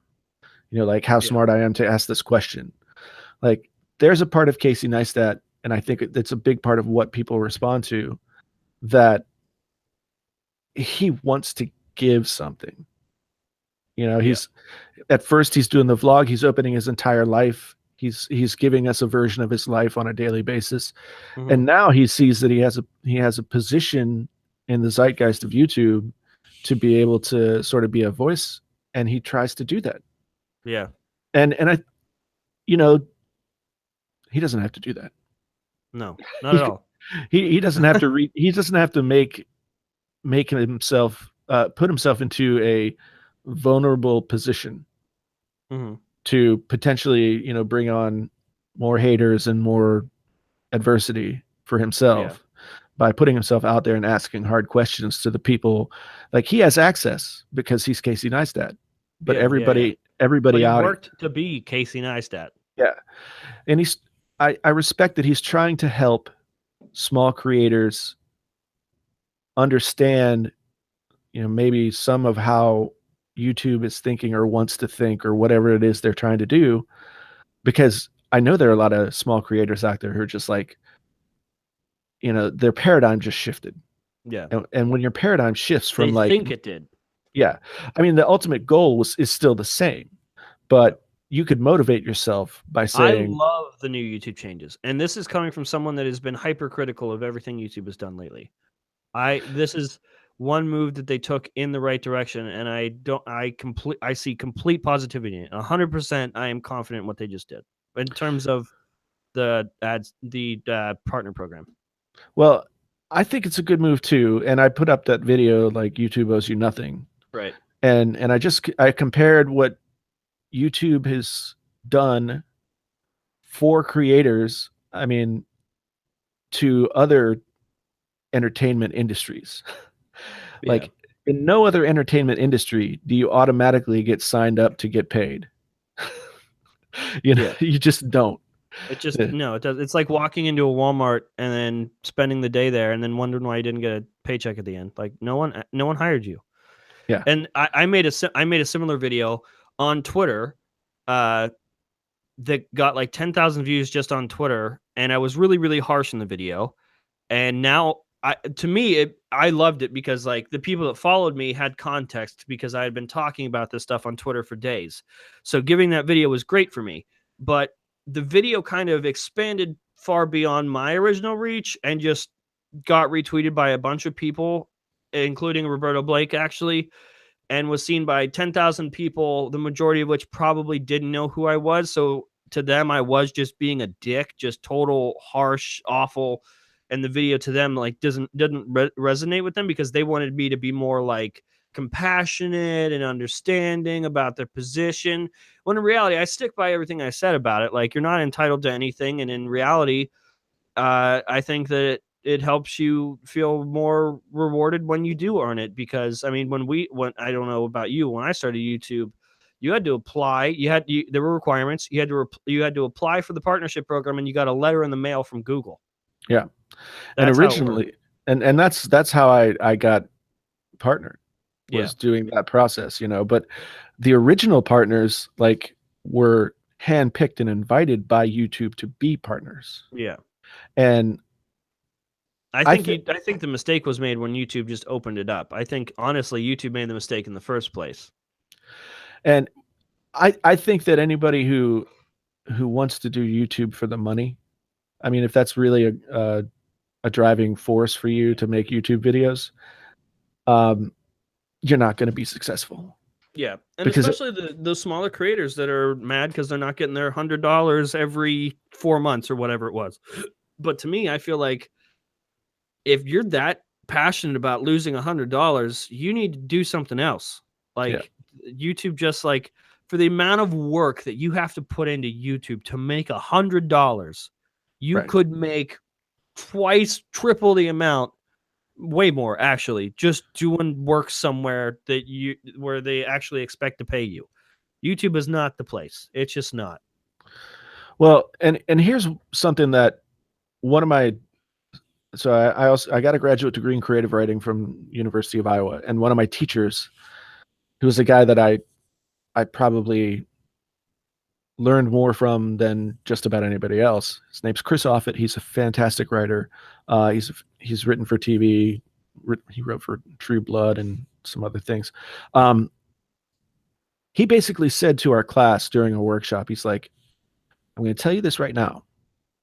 If you can do something other than this and be satisfied with it, enjoy your life, etc., Mhm.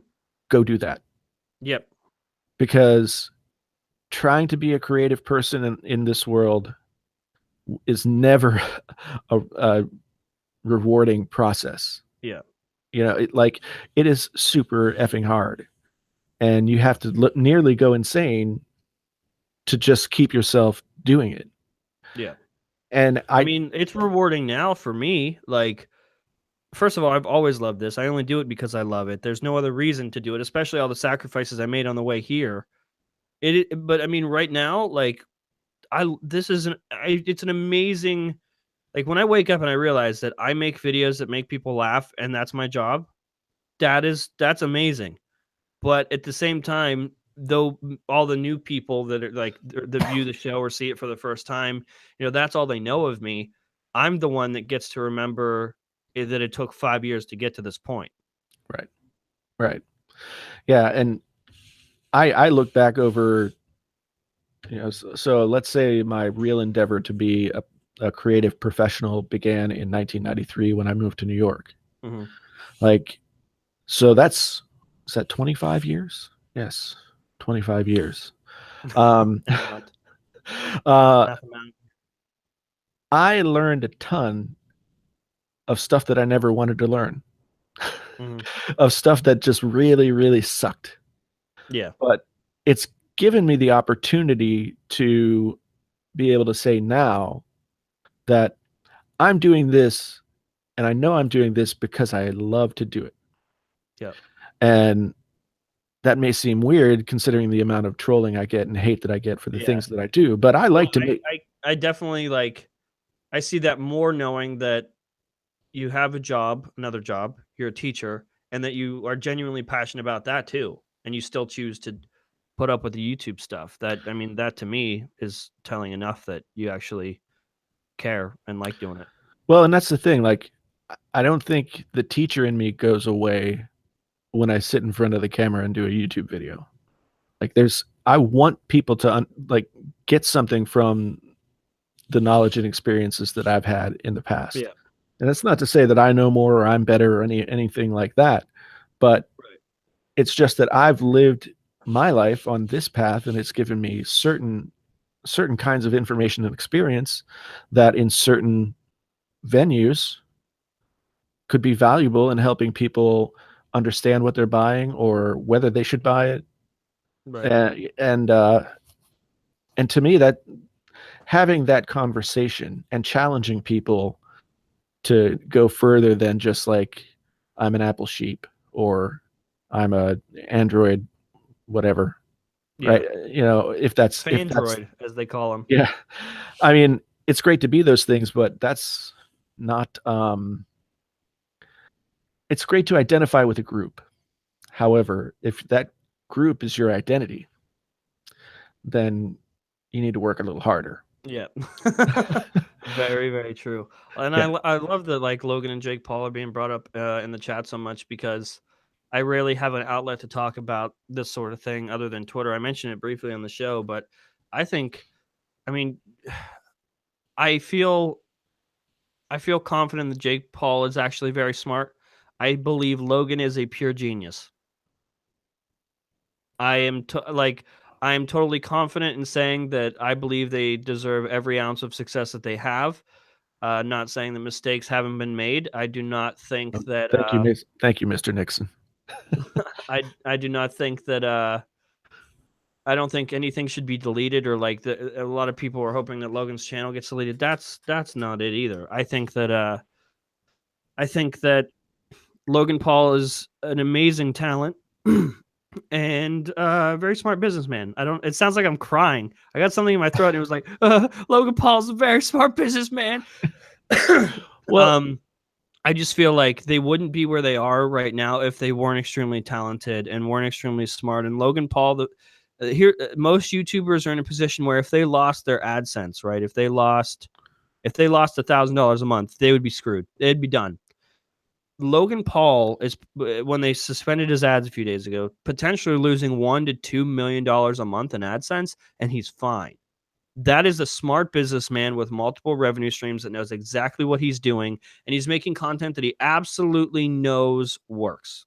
I can't give Logan enough credit. I think I'm not saying that his content is super for me. I don't think it's extremely entertaining for me, but I do see the appeal and I see why it would be entertaining. We live in a world where, these reality shows of crazy people doing stupid shit is what people are into. And if people weren't into this stuff, people like Logan and Jake Paul would never exist. Just because you don't like it doesn't mean the content doesn't work. Well, and I tend to agree with you on a certain level because, okay, Logan Paul is 22 years old. Mm-hmm. And to be able to grow and maintain that kind of presence is a special talent. Going into a place where in Japan where bad things happen and then advertently or inadvertently making it into a joke is wrong. Yeah. And he just happened to be making 22-year-old mistakes in front of millions of people. Yeah. And that's not excusing the mistake.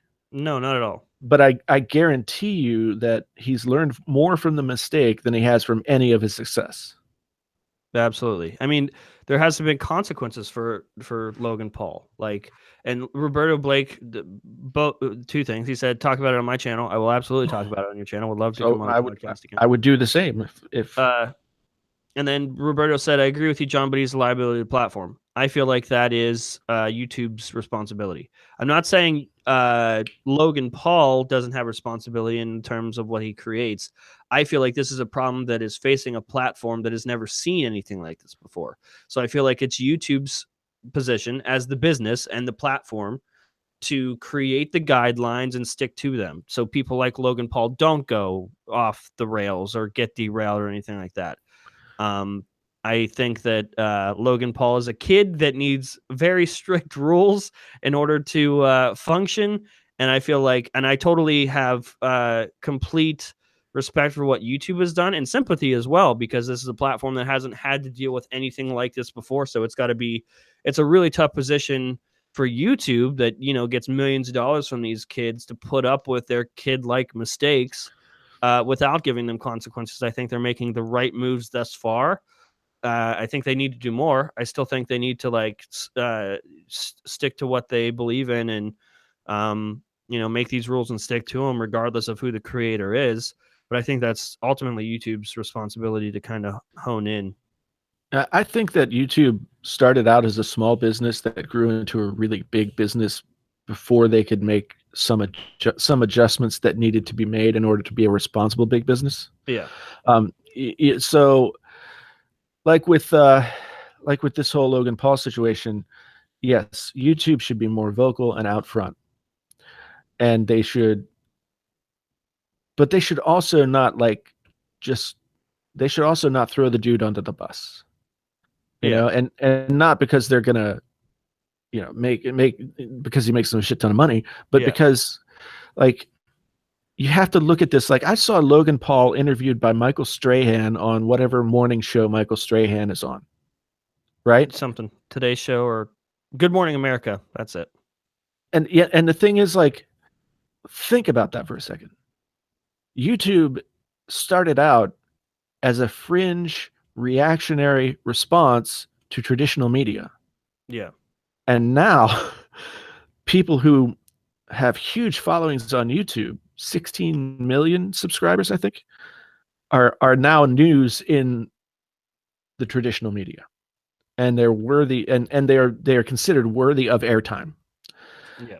And that is a huge switch in the 10 plus years that YouTube has existed. Yeah. And I think that YouTube has to adjust to the fact that it's a big business and there are certain things that need to be taken care of. And I think they are trying to do that. Yeah. But it's a very tough, think about how any one decision, think about how many hundreds of people that decision goes through before we hear about it at all. Right. And then I also think that they need to be aware of what made YouTube Mm-hmm. and provide opportunities for that sort of nexus to continue to exist. And that's that's threading a needle. For them, because they're playing both games, right? They're playing to try to elevate and encourage what YouTube has always been. With these indie creators, anyone can be a YouTuber. It's freedom of opportunity on YouTube for the most part. Right. But then they're also playing the game with those, those big brands and those advertisers that have worked with traditional media for years that are moving to YouTube. And as those brands, the brands with the money, are looking for YouTube to prove to them why they're worthy. And I think that's a tough position for YouTube to be in, period. And I think that's what a lot of creators don't consider when they think that, YouTube is against the creators and they're doing everything for the money. And I think I sympathize with the fact that YouTube is in a tough position. And I've been critical of a lot of what YouTube has done in the past. Yeah, no, I agree with that entirely. The thing is, like, what YouTube is in a position right now where they have creators with 32 million eyeballs, right?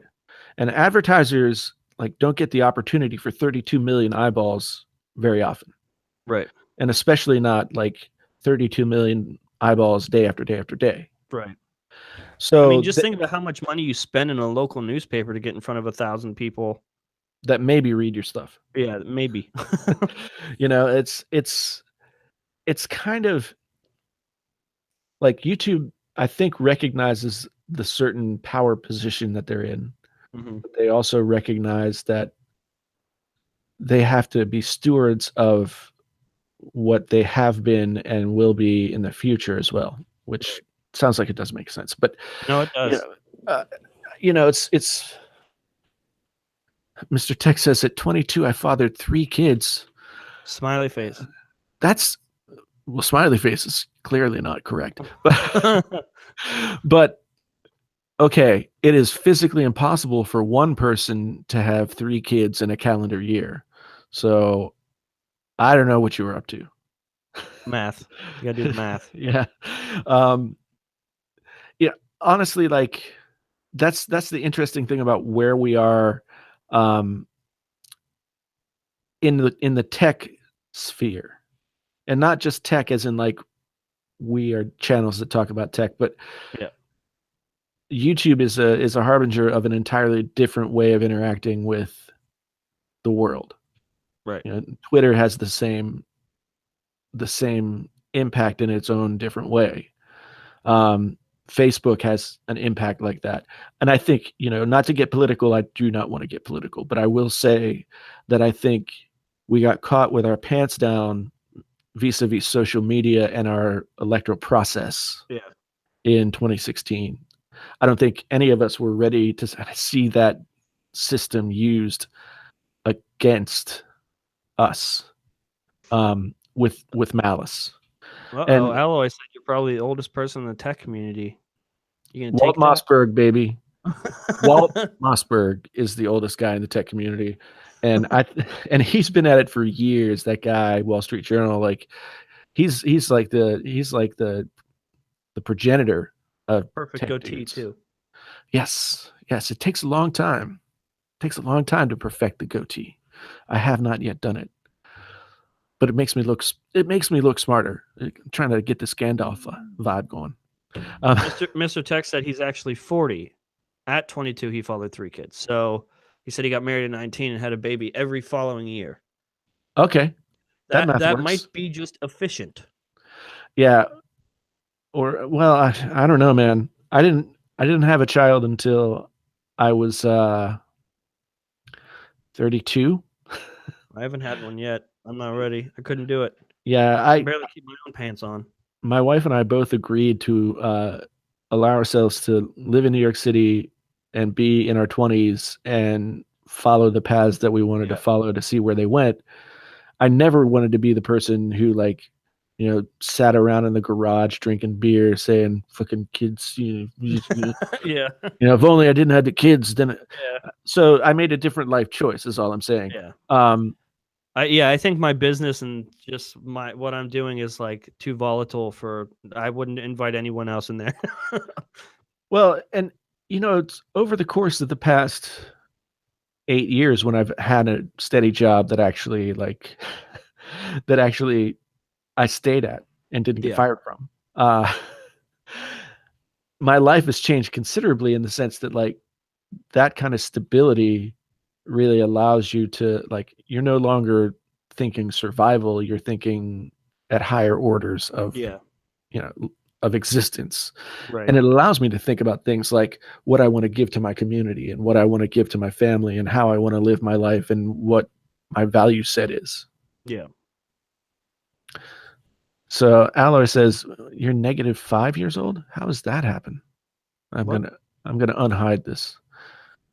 So anyway, I I don't know where we're going with this, honestly, but so maybe this is the time we'll open it up for maybe 5-10 minutes of questions. Yeah. I Perfect. mean, we've been answering questions, We but could start with the notch one. What's your views on the 3 upcoming notch iPhones this fall? Even Google is going to embrace the notch. I don't want this. I don't want it. I don't want to be any part of it. I don't want the notch to be an acceptable thing. it's not optimal. And if other manufacturers adopt the notch, then is it just more Me Too, even with something that everybody hates? I just feel like it's an excuse to. I mean, the technology needs to be implemented just because just because other manufacturers are doing it. And I think the notch is a convenient way of accepting not having to do the innovation and the engineering work to put the technology in without the notch. And because people accepted it with the iPhone, that just seems like it's okay now. And I do not want that. Something that cracked me up today was some Android manufacturer, get this, is going to shock you, in China made a clone iPhone 10. Okay, it's a clone, but it has the fingerprint scanner under the display. They were able to do it, and it still has. It's a clone iPhone 10, has the notch, and has a fingerprint scanner under the display. That kills me. And I mean, we had proof that Apple was working on getting the fingerprint scanner under the display of the iPhone 10, and they just couldn't do it in time. Furthering my point of it, they rushed the product just to get it out there, and it wasn't finished. And they weren't entirely as confident in Face ID as they were saying, especially considering that there was potential that they were trying to get Touch ID into the display and it just didn't work out. So instead of, I mean, I'm sure if they did that, it would have been, look at this amazing thing that we did. We got a fingerprint scanner under the display. But instead instead of, oh, we couldn't do that, it's now, oh, we believe heavily into the future of this. Look how amazing it is. It kind of works. Right. I think that, people are right when they say it was kind of a beta product and rushed out to meet their production schedule. I do, however, think that in a certain context, like Face ID ended up being kind of beneficial in ways that it wasn't clear it would be. Okay. I love being able to unlock and not have to put in passwords for my Best Buy app, my bank, all that stuff. I love being able to, because that is the most annoying thing about using a phone, even if you use a password manager, still annoying. So, Yeah. maybe that's a little bit more of a benefit, but I think Face ID as the only means of security was kind of a mistake. But Roberto asked 2 questions. I'm going to backtrack here. I'm going to take them in reverse order. Can each of you come on the channel next and podcast next week? I will say yes. Count me in. I would love to do that. Confirmed.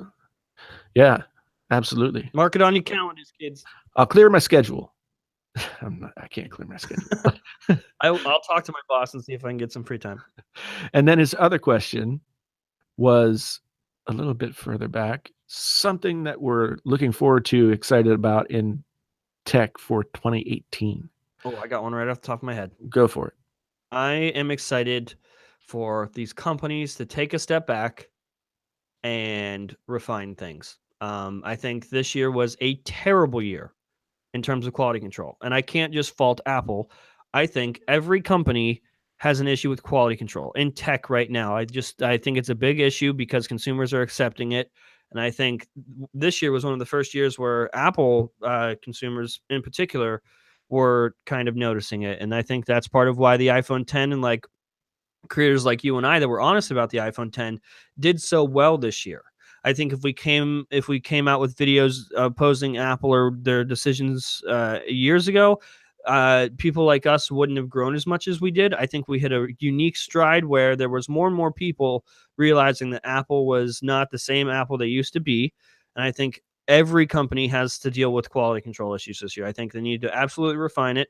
We had that news last week where Apple has decided in iOS 12 to kind of shelve major features they were working on and instead refine the software, make it more reliable, more optimized, and that is all I ask. I'm not asking for more features. I'm not a features kind of guy. I'm not going to say Android's better because it has X amount of features. I just want the stuff to work for me and for average consumers. That's all I want. So I think the thing I'm most excited about is refinement and quality control.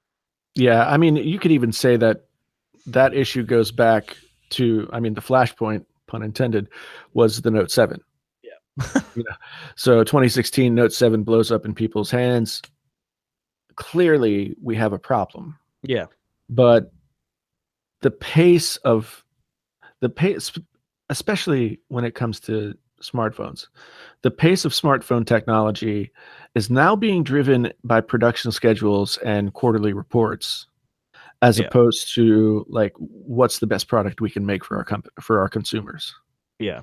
And I think that, yeah, companies are going to have to take their foot off the pedal, or they're going to lose the trust of those consumers.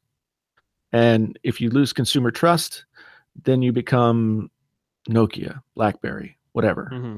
And anybody who thinks that Apple can't go down Yeah. is not a student of history. Someone keeps, well, not just someone, multiple people keep mentioning Talos of Tech. Drew He's going to be on this show next week. It's not going to happen, which I'm very interested in. I'm definitely going to tune in. I didn't know he was going to be on your show. Yep. My issue there is a very clearly and openly biased person. Not to say I can't trust their opinion, because I do watch Talos of Tech every now and again. And it's not that I don't like his content. I think he's a great content producer. My issue is how biased it is. And I think it's excusable because he's openly biased. And I think there's definitely a market for that, especially for Apple fans. But I think in terms of my line of work, tech journalism, being objective is the best I can do. So I'm not saying that that you shouldn't believe everything Talos of Tech says. I think he knows what he's talking about. But I think anything that happens, Talos of Tech, or I'll just call him Drew, I think his first thought is from the defense. I think that's just how it is every time. No matter what Apple news or what Apple product comes out, it's that he's on the defense. How can I explain whatever move Apple has made? And just from my side, tech journalism, it's better for me to remain objective. So when I share my opinion saying that I think that it's best that they refine stuff, I'm hoping that's what they do. So I think that part of the defensiveness that Drew ends up going into a lot of the time, I think it's kind of a reaction to backlash. Absolutely. You and I both know that whichever side of the coin you come down on the Apple thing, you get a ton of shit. Mm-hmm. And it takes a lot to be able to take that much shit. Absolutely. I think, I remember him saying that he was basically, Taylor Swift Tech was a regular tech channel, mm-hmm. and he was doing the regular tech thing. And then he did some of this Apple-centric stuff, and it really started to take off on him. That's a lot of, I mean, that's what helped us too. It just so happens, like, listen, I can't ignore the fact that there's a market for it. I can't ignore that Apple stuff gets views. I can't ignore that people are interested in it. but that's just, it comes down to me sticking to my guns, and that's just not what I'm about. Again, my job is to look at things objectively for the average consumer. I want my show to work for everybody. So I try, I'm not trying to alienate Apple fans. I'm just calling it as I see it. I love Apple. I want them to do better. That's why I'm so harsh. I want technology to be better for everybody. But you definitely can't say that Drew doesn't know exactly what he's doing. He's very smart in the fact that, like, he knows there's a market for it, and it also just so happens that market lines up with exactly his passions. He's Yeah. passionate about Apple stuff, and I mean, that works for him. And there's no, I'm not gonna degrade that in any way. I think it's insanely smart. Yeah, for me, I totally understand from an entertainment standpoint, like that he's making choices that are helping him grow his channel. Mhm. And sometimes, I think he's making the transition now between like the guy that loves Apple to the way that I see people refer to him in the comments here and elsewhere as like a guy that they go to. So it's more about him Mhm. and not about his stance on the product. And that's ultimately where Drew and a lot of other creators have to go.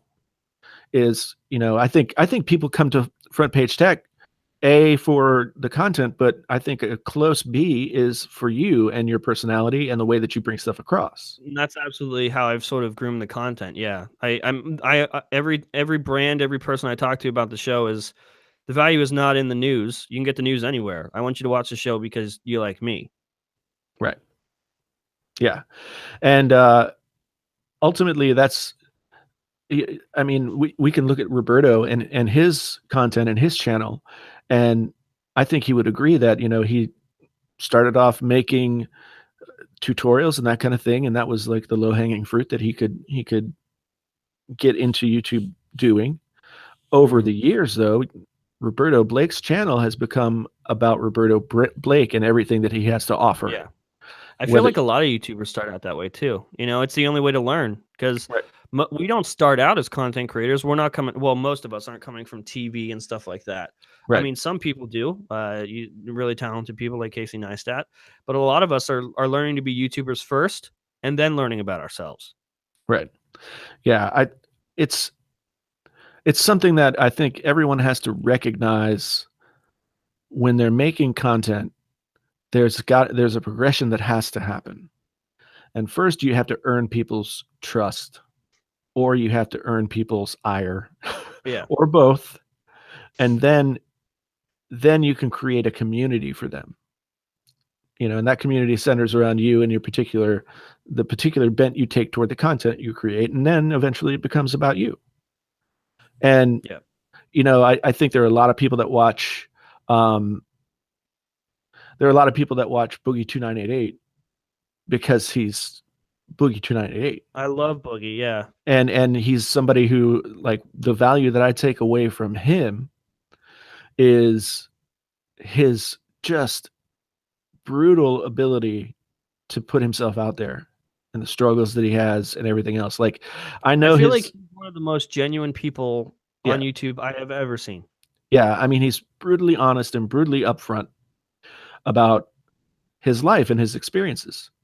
Um, and yes, I realize that his channel is a gaming channel theoretically, but Yeah. I don't watch it for that. On paper. Yeah, I mean, I'm invested in him as an individual Yeah. and the journey that he's on. That is really interesting you say that, because if Boogie released a video, right, playing a game, I would probably skip the video. But if Boogie's talking about anything at all, just a trip to Walmart, I'm gonna watch it. Yeah, exactly. And I think he had so let's take somebody like Drew and Taylor of Tech. The flashpoint for Boogie 2988 was the Francis videos, Mhm. right? Like the Mountain Dew video that he had that just blew up everywhere. And he grew on Francis videos. I think now the majority of his audience doesn't give a crap about a Francis video. They're Yeah. there for We him. just live in a different time now, where, like, characters like that are we're on a different level right now. But he's also made that successful transition over to I'm I'm I'd this say that's pretty guy. rare too. Yeah. Yeah, big and transition like that. I think that Drew's going to have to make that transition. Like you're going to have to find a way to be what maintain what you are, Mhm. but then also leave some space for something else, which is Yeah, I you mean, know I think the same thing. I believe that. Like, I think Drew's in an interesting position where that people are following him for the content he's making, and there will have to be some sort of transition where people grow, where Drew grows on those people, and people follow Drew for Drew, and it becomes more about Drew and less about the content he's making. I know it's taken us 5 years to get there. I'm not looking down on anything Drew's done. The growth, he completely deserves it. I think he deserves it as a content creator. I think he's a great content creator. Um, but yeah, I think there's eventually there will be some sort of transition.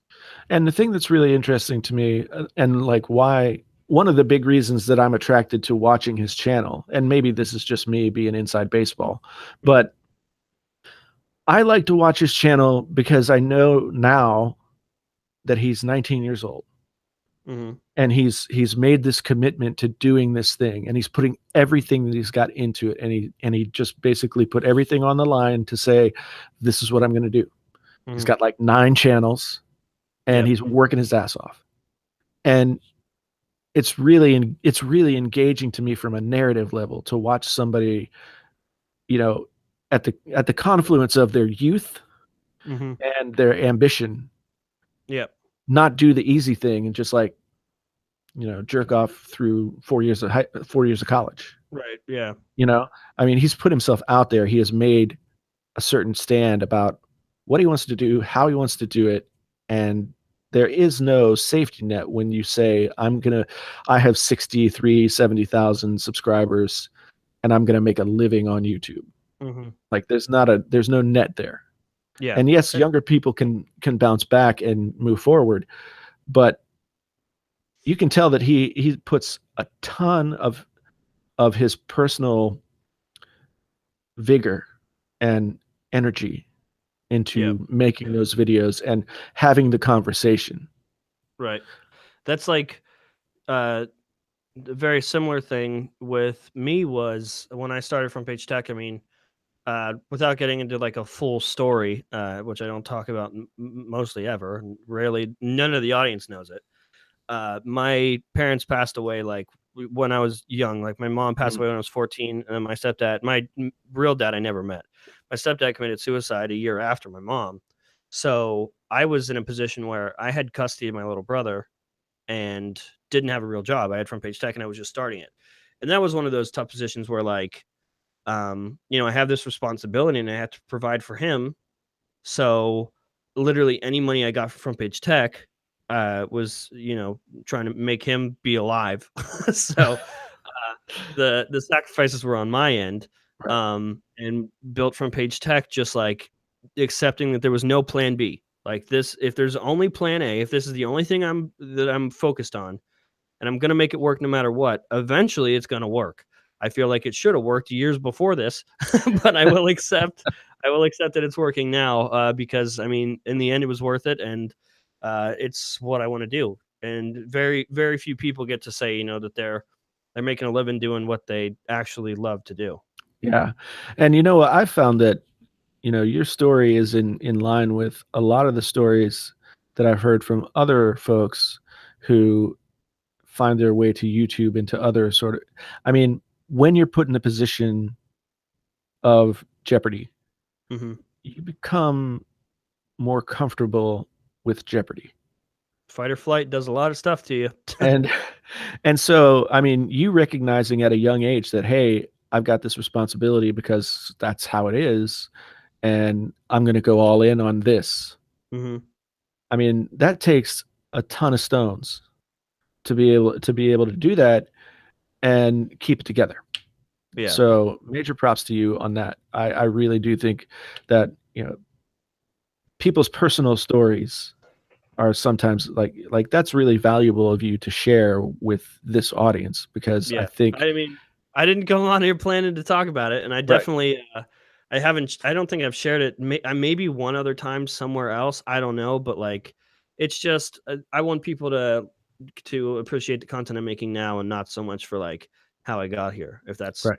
I don't know if Right. that's weird to say, but No, I totally get it. I mean, I feel like there's value to my journey right, that somehow brought me to doing a YouTube thing. yeah, Um, but it's too hard to explain, you yeah, know? Eh, So I basically think of it as like, you know what, I'm just gonna bring to bear all the stuff, like all the shit that I had to go through, all the great people that I've been around, all the hard and easy things that I had to learn, you know, all of that is backstory. But here I am on YouTube, which is an entirely different world.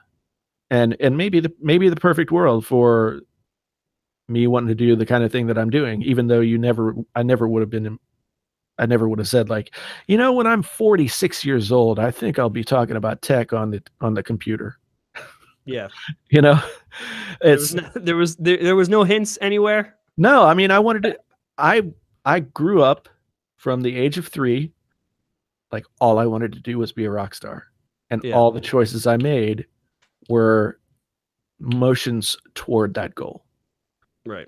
for better or worse.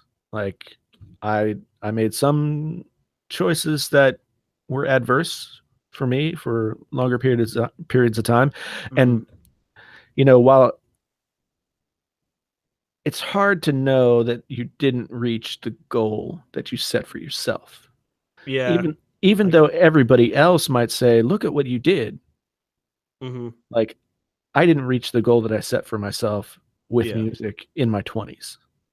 And Right. for a long time that was a defining aspect of who I was. Yeah. But I learned that you can't be that thing. Yeah. You know, that thing can't consume you and you become it. Because if so, then you're no longer a person that anybody's going to be interested in. Right. Yeah. No, that's totally true. When you think about it that way, it's just like, and unfortunately, that happens to a lot of people. Um, like you have, I mean, I know some people that like, all they are is the fact that they were divorced. Like it's just like that's the person they are. I'm the person that got divorced, and Right. I kind of put that in the same category. It's just like, I mean, I can't say that I understand it completely because, like I said, there was no plan B, and I just made plan A work. Right. But like I can totally resonate with the fact that you set out to do something, and then you might look semi-successful, or the where you are now looks great to people, but like internally to you, it's not the original plan. Yeah. But I'm curious, are Go ahead. you happy at this point? My psychiatrist tells me that I have just a low baseline level of depression at all times. So, am I happy? Ah, that is really hard to answer. Um, I think it's relative. I love my family. Hmm. I love the life that we have together. I'm learning to be better at loving that life and still pushing myself in the other areas of my life Yeah, and not being all consumed by. yeah, Um, but happy, I, for me, happy is admitting some sort of defeat. yeah. I gotcha. Which is again, like I'm saying all these platitudinal things about what it means to be a creator, but I think to be a creator, there's always something in you that you feel needs to be explored, needs to be excised, needs to be something. Yeah, And when you lose that, then like that's been my biggest fear is like when I lose the will to like push myself out into the world yeah, and force my will in whatever way I can. Um, and I know that that's not the advice I would give to anybody else. Like, yeah. don't Well, be like me. yeah, I feel the same way. I would like even just. Like if I see someone going all in on YouTube, my first instinct is to be like, please don't. But like Yeah. it's the same. Like you never know that I can't tell someone not to quote unquote follow their dreams and do whatever they want to do, even though like I wouldn't recommend going my path. That's I think the issue I have is just like you just said, you wouldn't give the same advice to a lot of people, but I mean it got you here. So Yeah. Well, and I think ultimately, and Roberto's made a couple of good comments that I'm going to get to in a second here, but ultimately, you hear it said all the time, there is no such thing as an overnight success. oh no. So I went from 5,000 subscribers to 35,000 in the course of a few months. Mm-hmm. And that's like good, but it's tempered for me by the fact that I know what it took to get there. Yeah. So I'm not taking it for granted. I'm not like doffing my hat and saying like, yeah, I'm the cool guy now. Yeah. Because Right. I know that I'm not. I know that I've basically, everybody wears pants over their underwear, but everybody's underwear has something in it that they don't want other people to see. Yeah. It's dirty stuff under there, and that's just the way it is. But I want to get to these Roberto questions, and we'll start wrapping up here. I'm so guilty of just having diarrhea of the mouth. No, me too. So I think this was a great show though. 10 oh out no, of yeah, 10 would watch it. I enjoy it. I enjoyed this talk. I mean, I didn't know where to expect it to go. This is kind of like the way that I teach is I go in with no plan and see what happens. That's exactly what I did, especially considering we've never talked before today. I mean, other than like messages back and forth here and there, Right. but like we don't Right. know each other. So it was a good show to not only talk about YouTube and answer questions and tech, but also just kind of get to know each other a little bit. Yeah, in front of a absolutely. few people. You're welcome, everybody else. Yes, we have allowed you to be part of this with us. I want to get to these Roberto's remarks here. So happy is not meant to be a consistent state. It's meant to be in moments. I think that's absolutely right. And I think that's the cognitive dissonance of modern American life is we're being sold 100% happiness all the time. Mm-hmm. And then feeling That's like every vlog channel ever. Yeah. And the reality Positivity of it and smiling and happy thoughts. and the reality of it is like so among other things, like my parents divorced and I was adopted and there were all these weird things. Mm-hmm. My parents both had struggles with alcohol at different times, and I did too. And part of me getting out of that place where I was like, dude, I'm a failure. I did not meet my expectations. Mm-hmm. And that moment has passed. That was me allowing myself to be stuck. Yeah.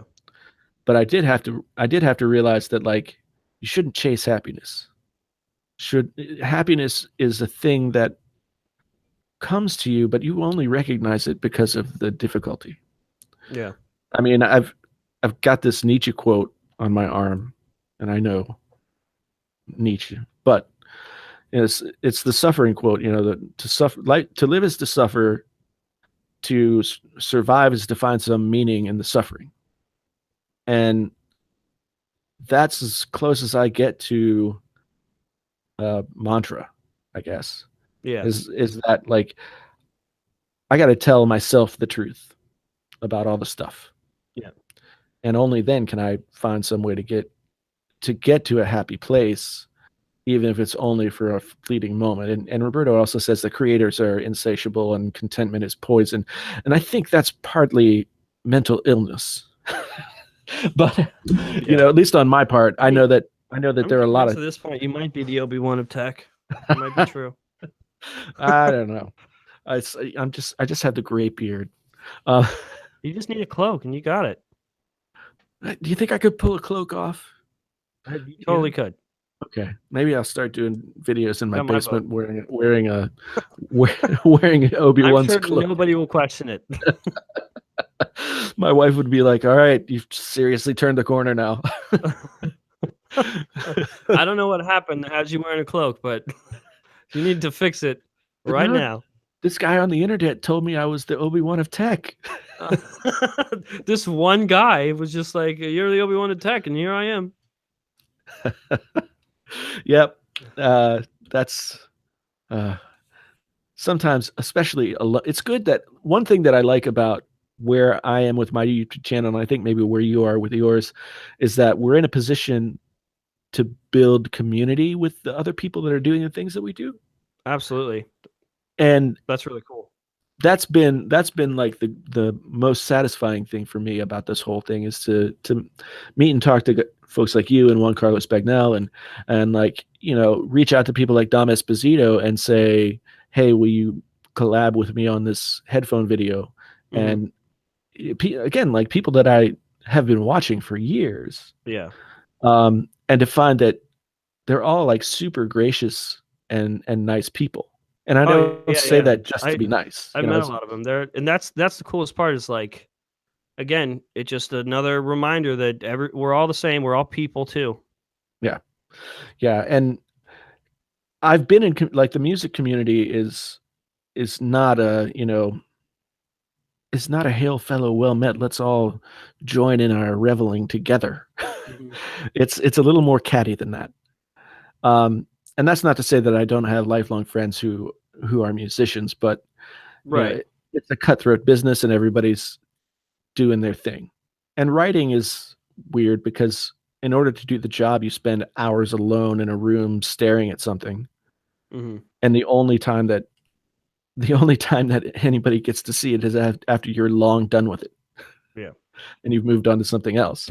So, but It this is, also works the other way around for me, like, we just launched a community Discord server, something people have been asking for, but, like, I didn't understand Discord, and I was just like, "Okay, nah, I'm not gonna do it."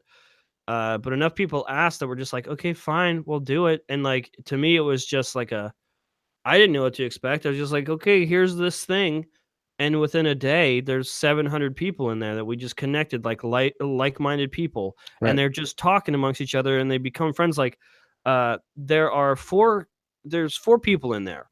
One is 24, one is 21, one is 15, one is 14. They didn't know their ages prior to this, but they all kind of joined and started coding together a bot that works on this Discord server. Just 4 random people that are just like have sort of become friends and are building this thing together. They've since found out how old each of them is, but it's just crazy that just like that's the kind of, it sounds weird to say that, but kind of power and opportunity that creators like I have or right. you have too. It's just like we have this community, right? And we just see usernames and numbers and stuff like that. But to be able to like connect these people Yeah, is awesome. And that brings a whole new life to what I'm doing. Just like to kind of stop focusing on pure numbers and usernames and avatars and all that stuff and worrying about the views and just realizing like how many lives you impact. It's kind of crazy.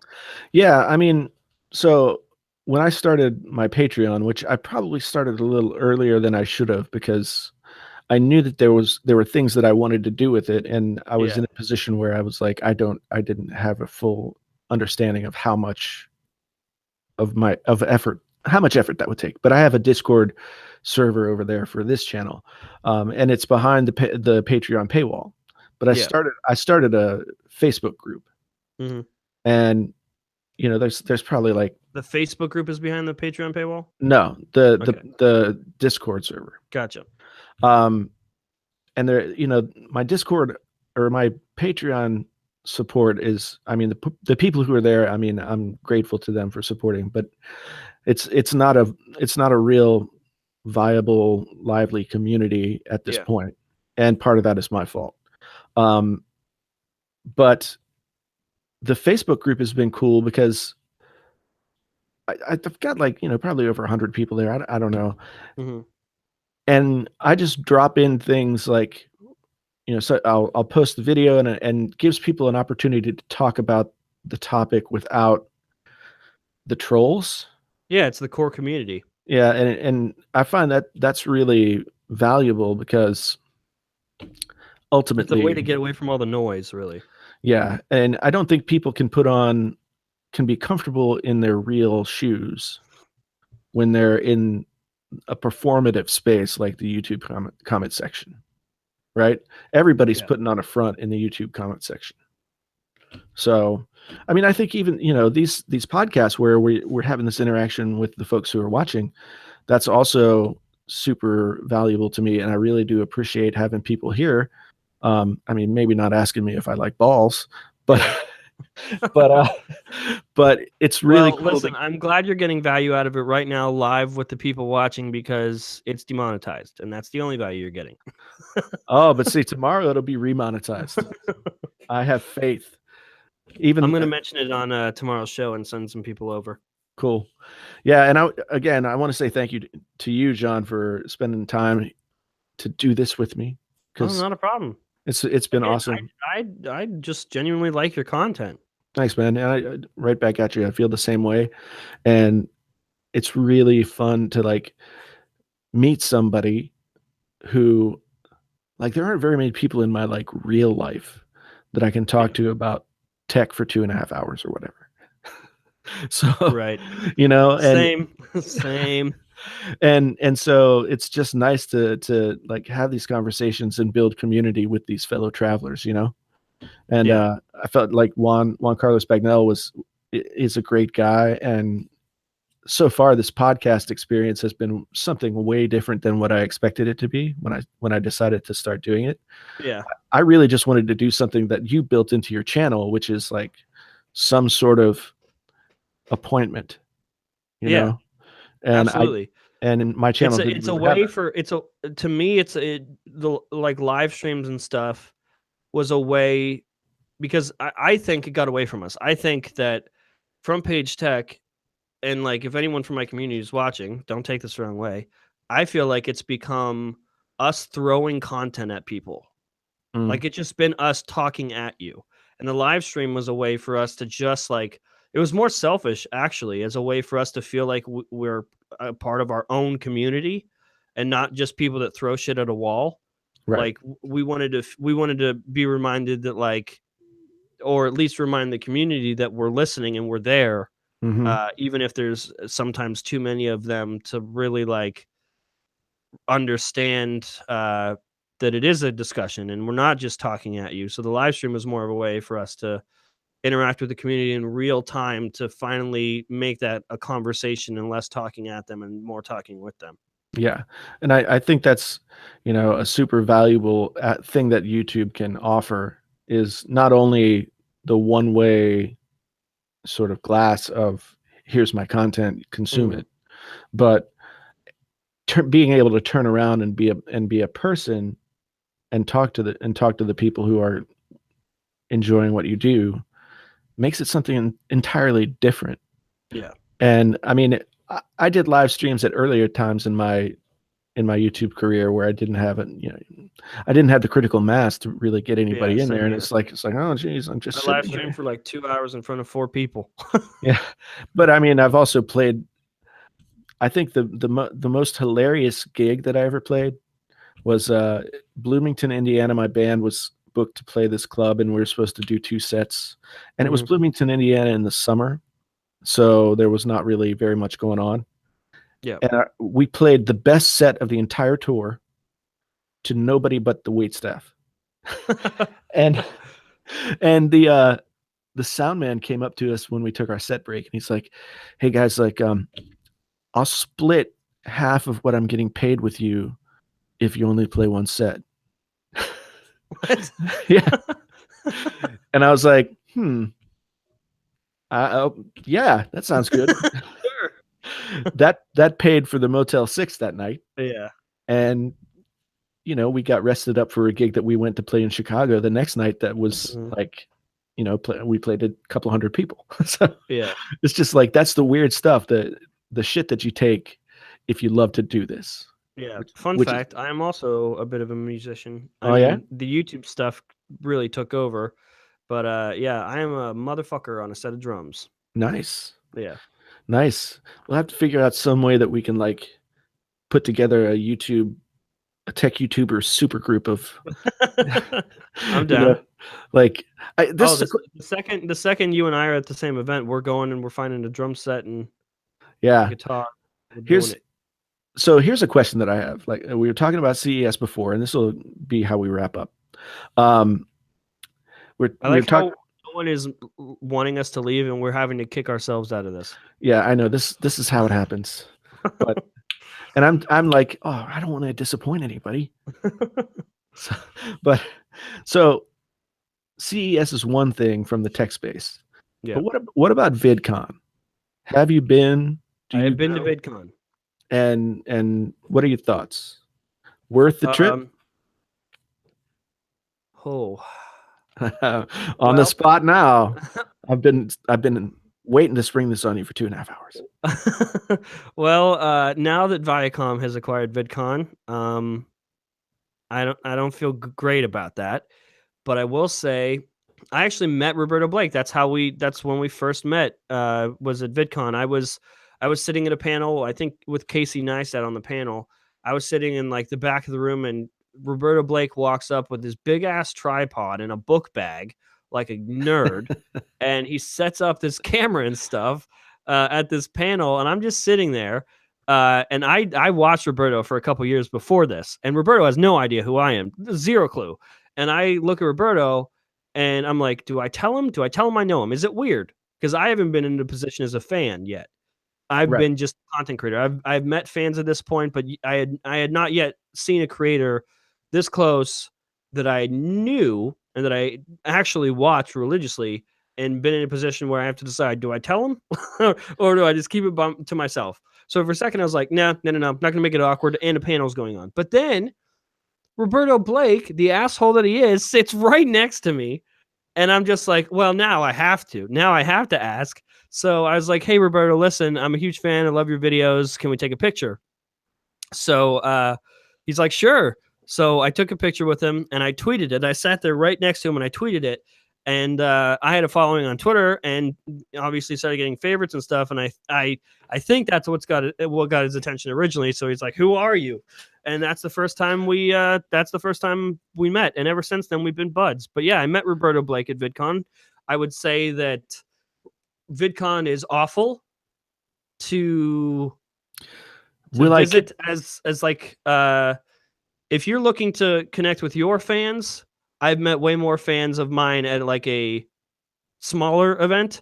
I would say as a content creator, though, not to just like be on. So there's multiple floors of VidCon. The bottom floor is like where all the big creators are, and they have big panels, and like there are thousands and thousands of screaming 14-year-old kids. Right. That's not the floor to be on. At VidCon, though, the second floor is the creator floor. And that is like, that's the place to be. That's where I met Roberto, and that's where you get to hang out with a lot of creators. That's where you run into like creators that you have no business being around, and they just talk to you like a normal human being. And I would say VidCon as the event is kind of meh, and I would avoid it. VidCon as a networking tool for creators and to be able to like genuinely meet people, right, is good. Yeah, and Roberto, I will come out just to hang out with you. So I think Roberto goes to every VidCon. Yeah, poor guy. I mean, I don't know. I mean, I think you're right about the networking thing. Like, okay, so another part of my job is I run a conference.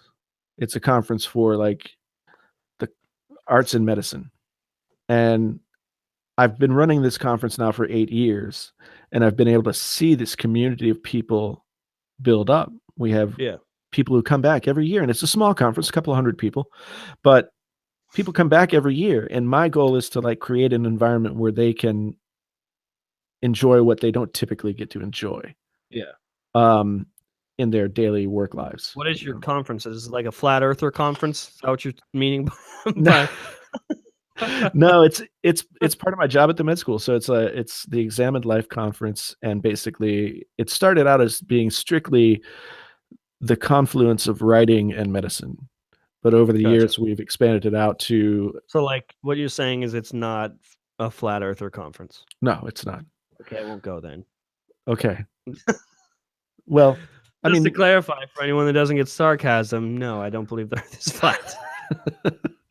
Wait a minute. I'm waiting for that to be clear. Just the comment section. I thought that Jon doesn't believe the earth is round. Yeah, I thought that was what predicated our whole discussion. But I mean, yeah, that's why we're even doing this podcast. You and I met at that one flat earther conference and have been friends ever since in our beliefs. I know. And it was at that moment that I realized that if I can't see the curvature of the earth, it doesn't exist. It just isn't there. The earth is flat forever. Roberto says he's got surprises at VidCon. Well, then I guess that means you have to go. I know. I guess I There's will. no way around it. My mother-in-law and father-in-law are celebrating their 50th wedding anniversary this year. Wow. And I think That's a that lot of yeah, I know. Well, I've been in a relationship with my wife for 25 years.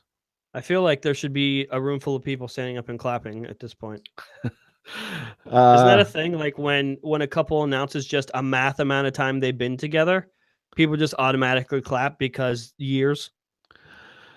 I think it's supposed to work that way, but Yeah. when you're like a semi-recluse who talks to the internet, it gets weird.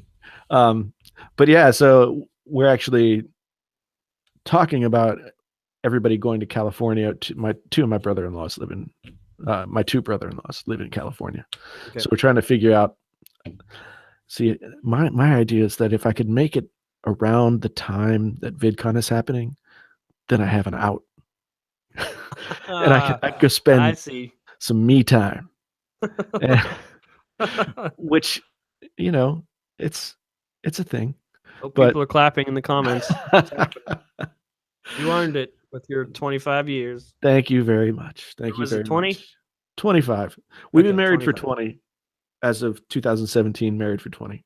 Gotcha. And together for 25. 25. I think we need 5 more years of claps there, boys. I say this quite frankly very often. I have no idea why my wife chose to stick around. Well, there's magic in that. I know, and I love her for it, and because of it, and generally I just love her. So now it's getting sappy. Good policy. Yeah, now it's getting sappy. Generally, kind of love, Yeah.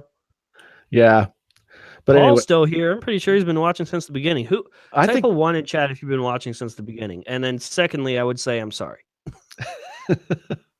I hope you were doing something else while you were watching.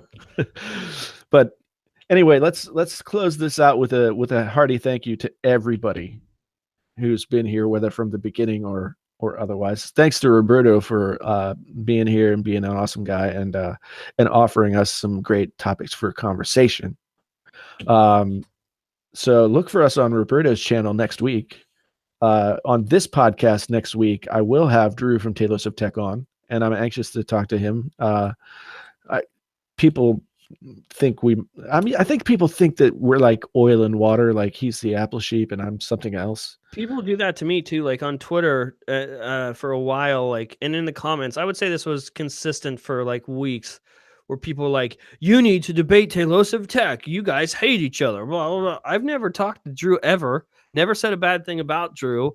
But in the comments, people just like associate what I say about Apple as also I hate Drew. Just like no one said that. Well, by extension, if you criticize Apple, then you must dislike its most vocal proponent. Yeah. Isn't that how it works? I'm pretty sure. So according to the internet. Yep. So I think time, like the whole time thing is weird for me. So John and I plan to do this at a certain time that I thought was a certain time that was really a different time, because I lived in the East Coast for the majority of my life, and then I moved out here. So I usually just have to do the math, adding an hour. Yeah. And or taking an hour away. Yes, taking an hour away. And so, like, if I want to watch a basketball game at 8:00 Eastern time, I get to watch it at 7. Yeah. I think that's how it works. Anyway, time is very confusing to me. And with that, the Earth is flat. We need one time zone. I know. Like, speaking of Bloomington, Indiana doesn't observe this time thing in some places. What? Yeah. What does that even mean? They don't change the time zone. What? For like daylight savings. What? Yeah. No, it's absolutely true. It's true? Yeah. Like you can. What do they do? They just keep like Central Standard Time. How, what? What? Yeah, it's only parts of it too. What the hell? Now, daylight savings time is only about farmers. Oh my! It's all a myth. Everything I So know is a lie. farmers needed more daylight to work in the summer. Well, So there you we go, created farmers. this thing, and now it's vestigial. We hang on to it, just like summer for kids in school. The only reason that there's summer for kids in school is because their families needed them to work on the farm in the summer. What? Yeah, Well, thank you, farmers, for summer breaks. yeah. I'm a proponent of year-round school, though. So I'm a proponent of you're wrong. that's probably true as well in many cases. I don't listen to me. I'm young. I don't know what I'm Yeah, talking about. you're not as young as you used to be. No, I I guess I wouldn't have a problem with year-round school. In fact, I hate to say this, but I miss high school. I always thought that, like, I couldn't wait to get out of high school. I couldn't wait to move. I wanted to be out of Ohio. But now I'm out of high school, and brands pay me and make me travel everywhere. And then I decide, oh, I really appreciate Ohio. Never mind. Like, it's too late now, but like, I go to New York too frequently, and that city is just like a concrete dumpster fire. It is just a trash can.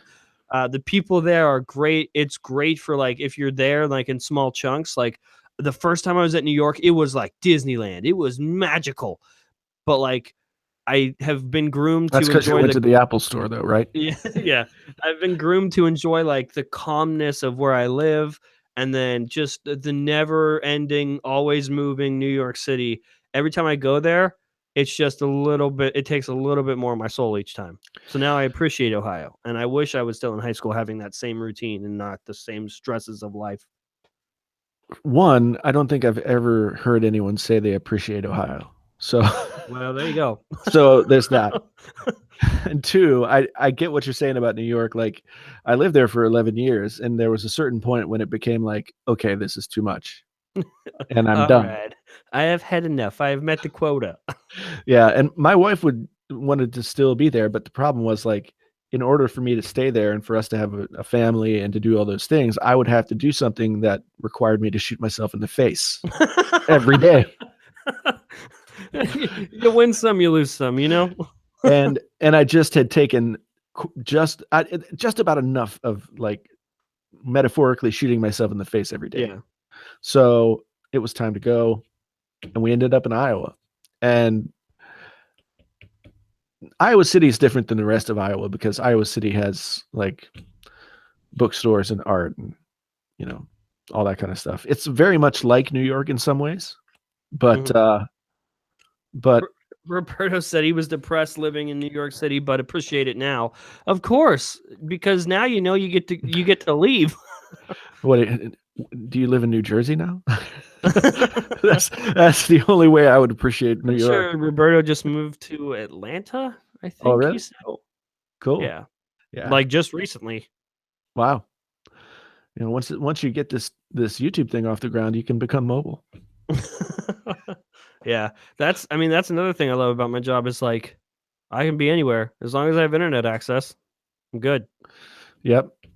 And I've got 80 megabits per second, 180 megabits per second internet access, so I can stay in my basement forever. Can I just say something?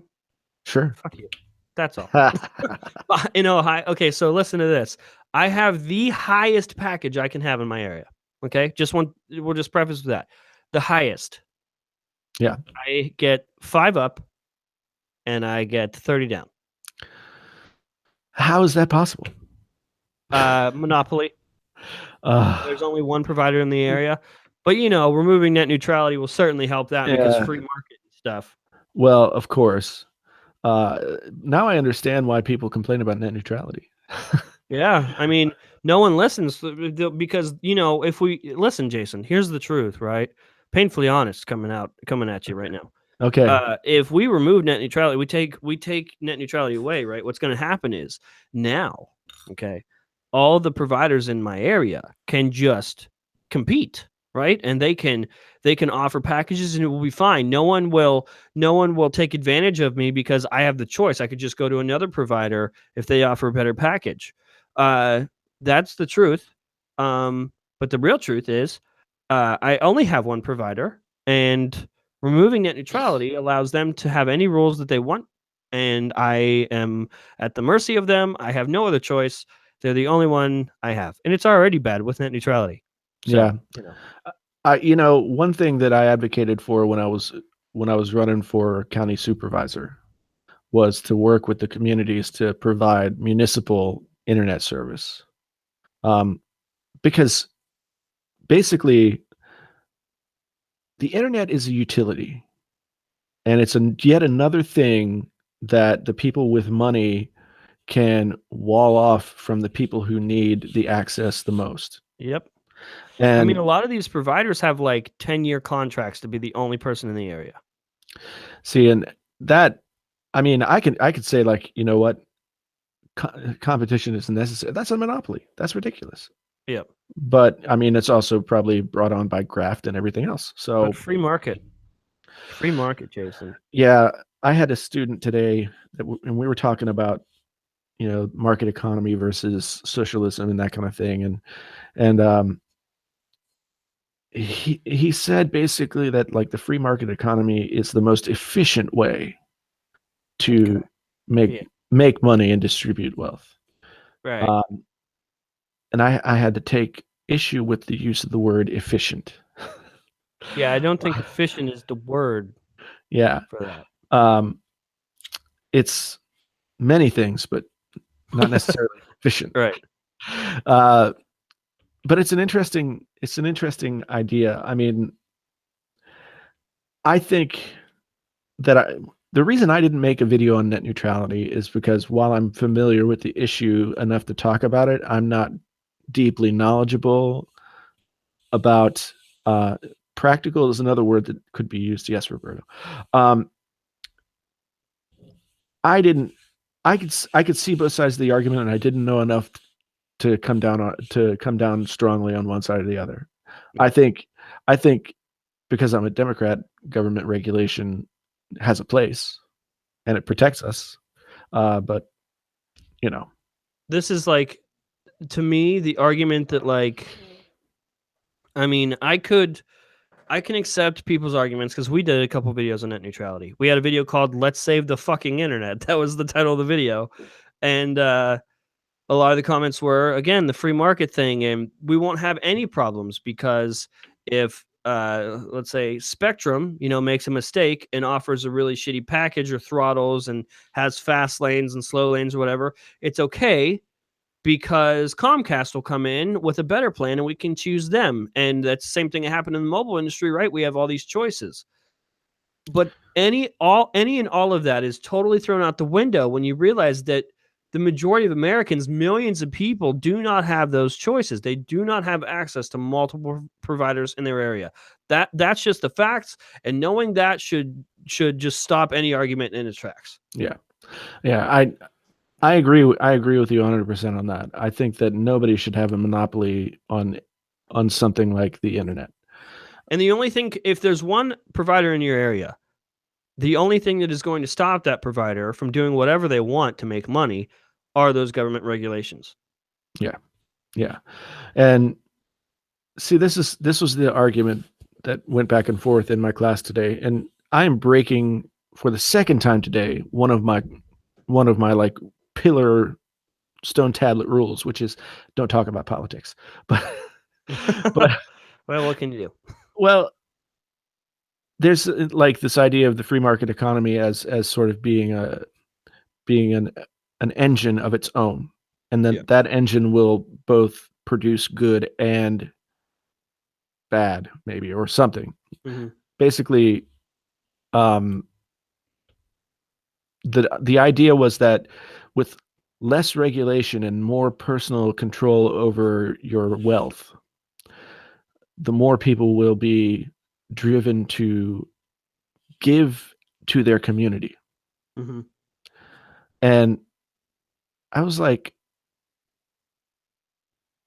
no, well, The market economy. I can sense the frustration right now as if you were talking to him. Yeah, the free market economy is the best way for individuals to accrue wealth. Yeah. And if you know Absolutely, that like 80% of the wealth that was created in 2017 went to 1% of the population, yeah.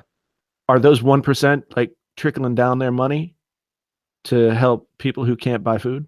No. So anyway, I'm not going to get into it too much. But yeah. My cardinal rules are: don't talk about religion, politics, or sports. Okay. And we've done all of those things in this podcast. Rules are made to be broken.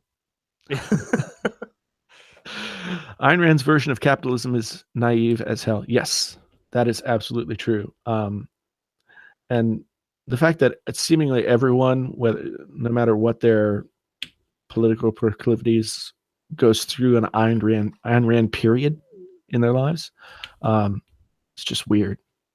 I mean, we all go through a Jack Kerouac period, but that's not destructive to society. Yeah. Anyway, now I'm getting into the weeds. Yeah, now. Nothing could be as bad as talking about the iPhone 10. Yeah, well, you know, if we were in the weeds before, it was like the rough, and now this is like 3 cuts deeper. Yeah. But I do want to say thank you to everyone for being here. Thank you to you again, John. We are going to stop talking. Yep. This is it. I really do appreciate you being here. Look forward to hang out with Roberto next week. We'll work out the details on that and keep you updated on our social medias. Yep. Social medias. Same bat time, same bat channel for the Painfully Honest Tech podcast with Taylosoph Tech next week, unless he watched this and thought we were, slagging on him or something. Yeah, which was not what I was doing. I was making observations, and I do really. Anyway, I'm talking again. Thanks so much for being here, everybody. My name is Jason, sometimes known as the JTL. This is Painfully Honest Tech. It's tech so honest it hurts, and actually, like, I've been sitting in this chair for long enough that it really does.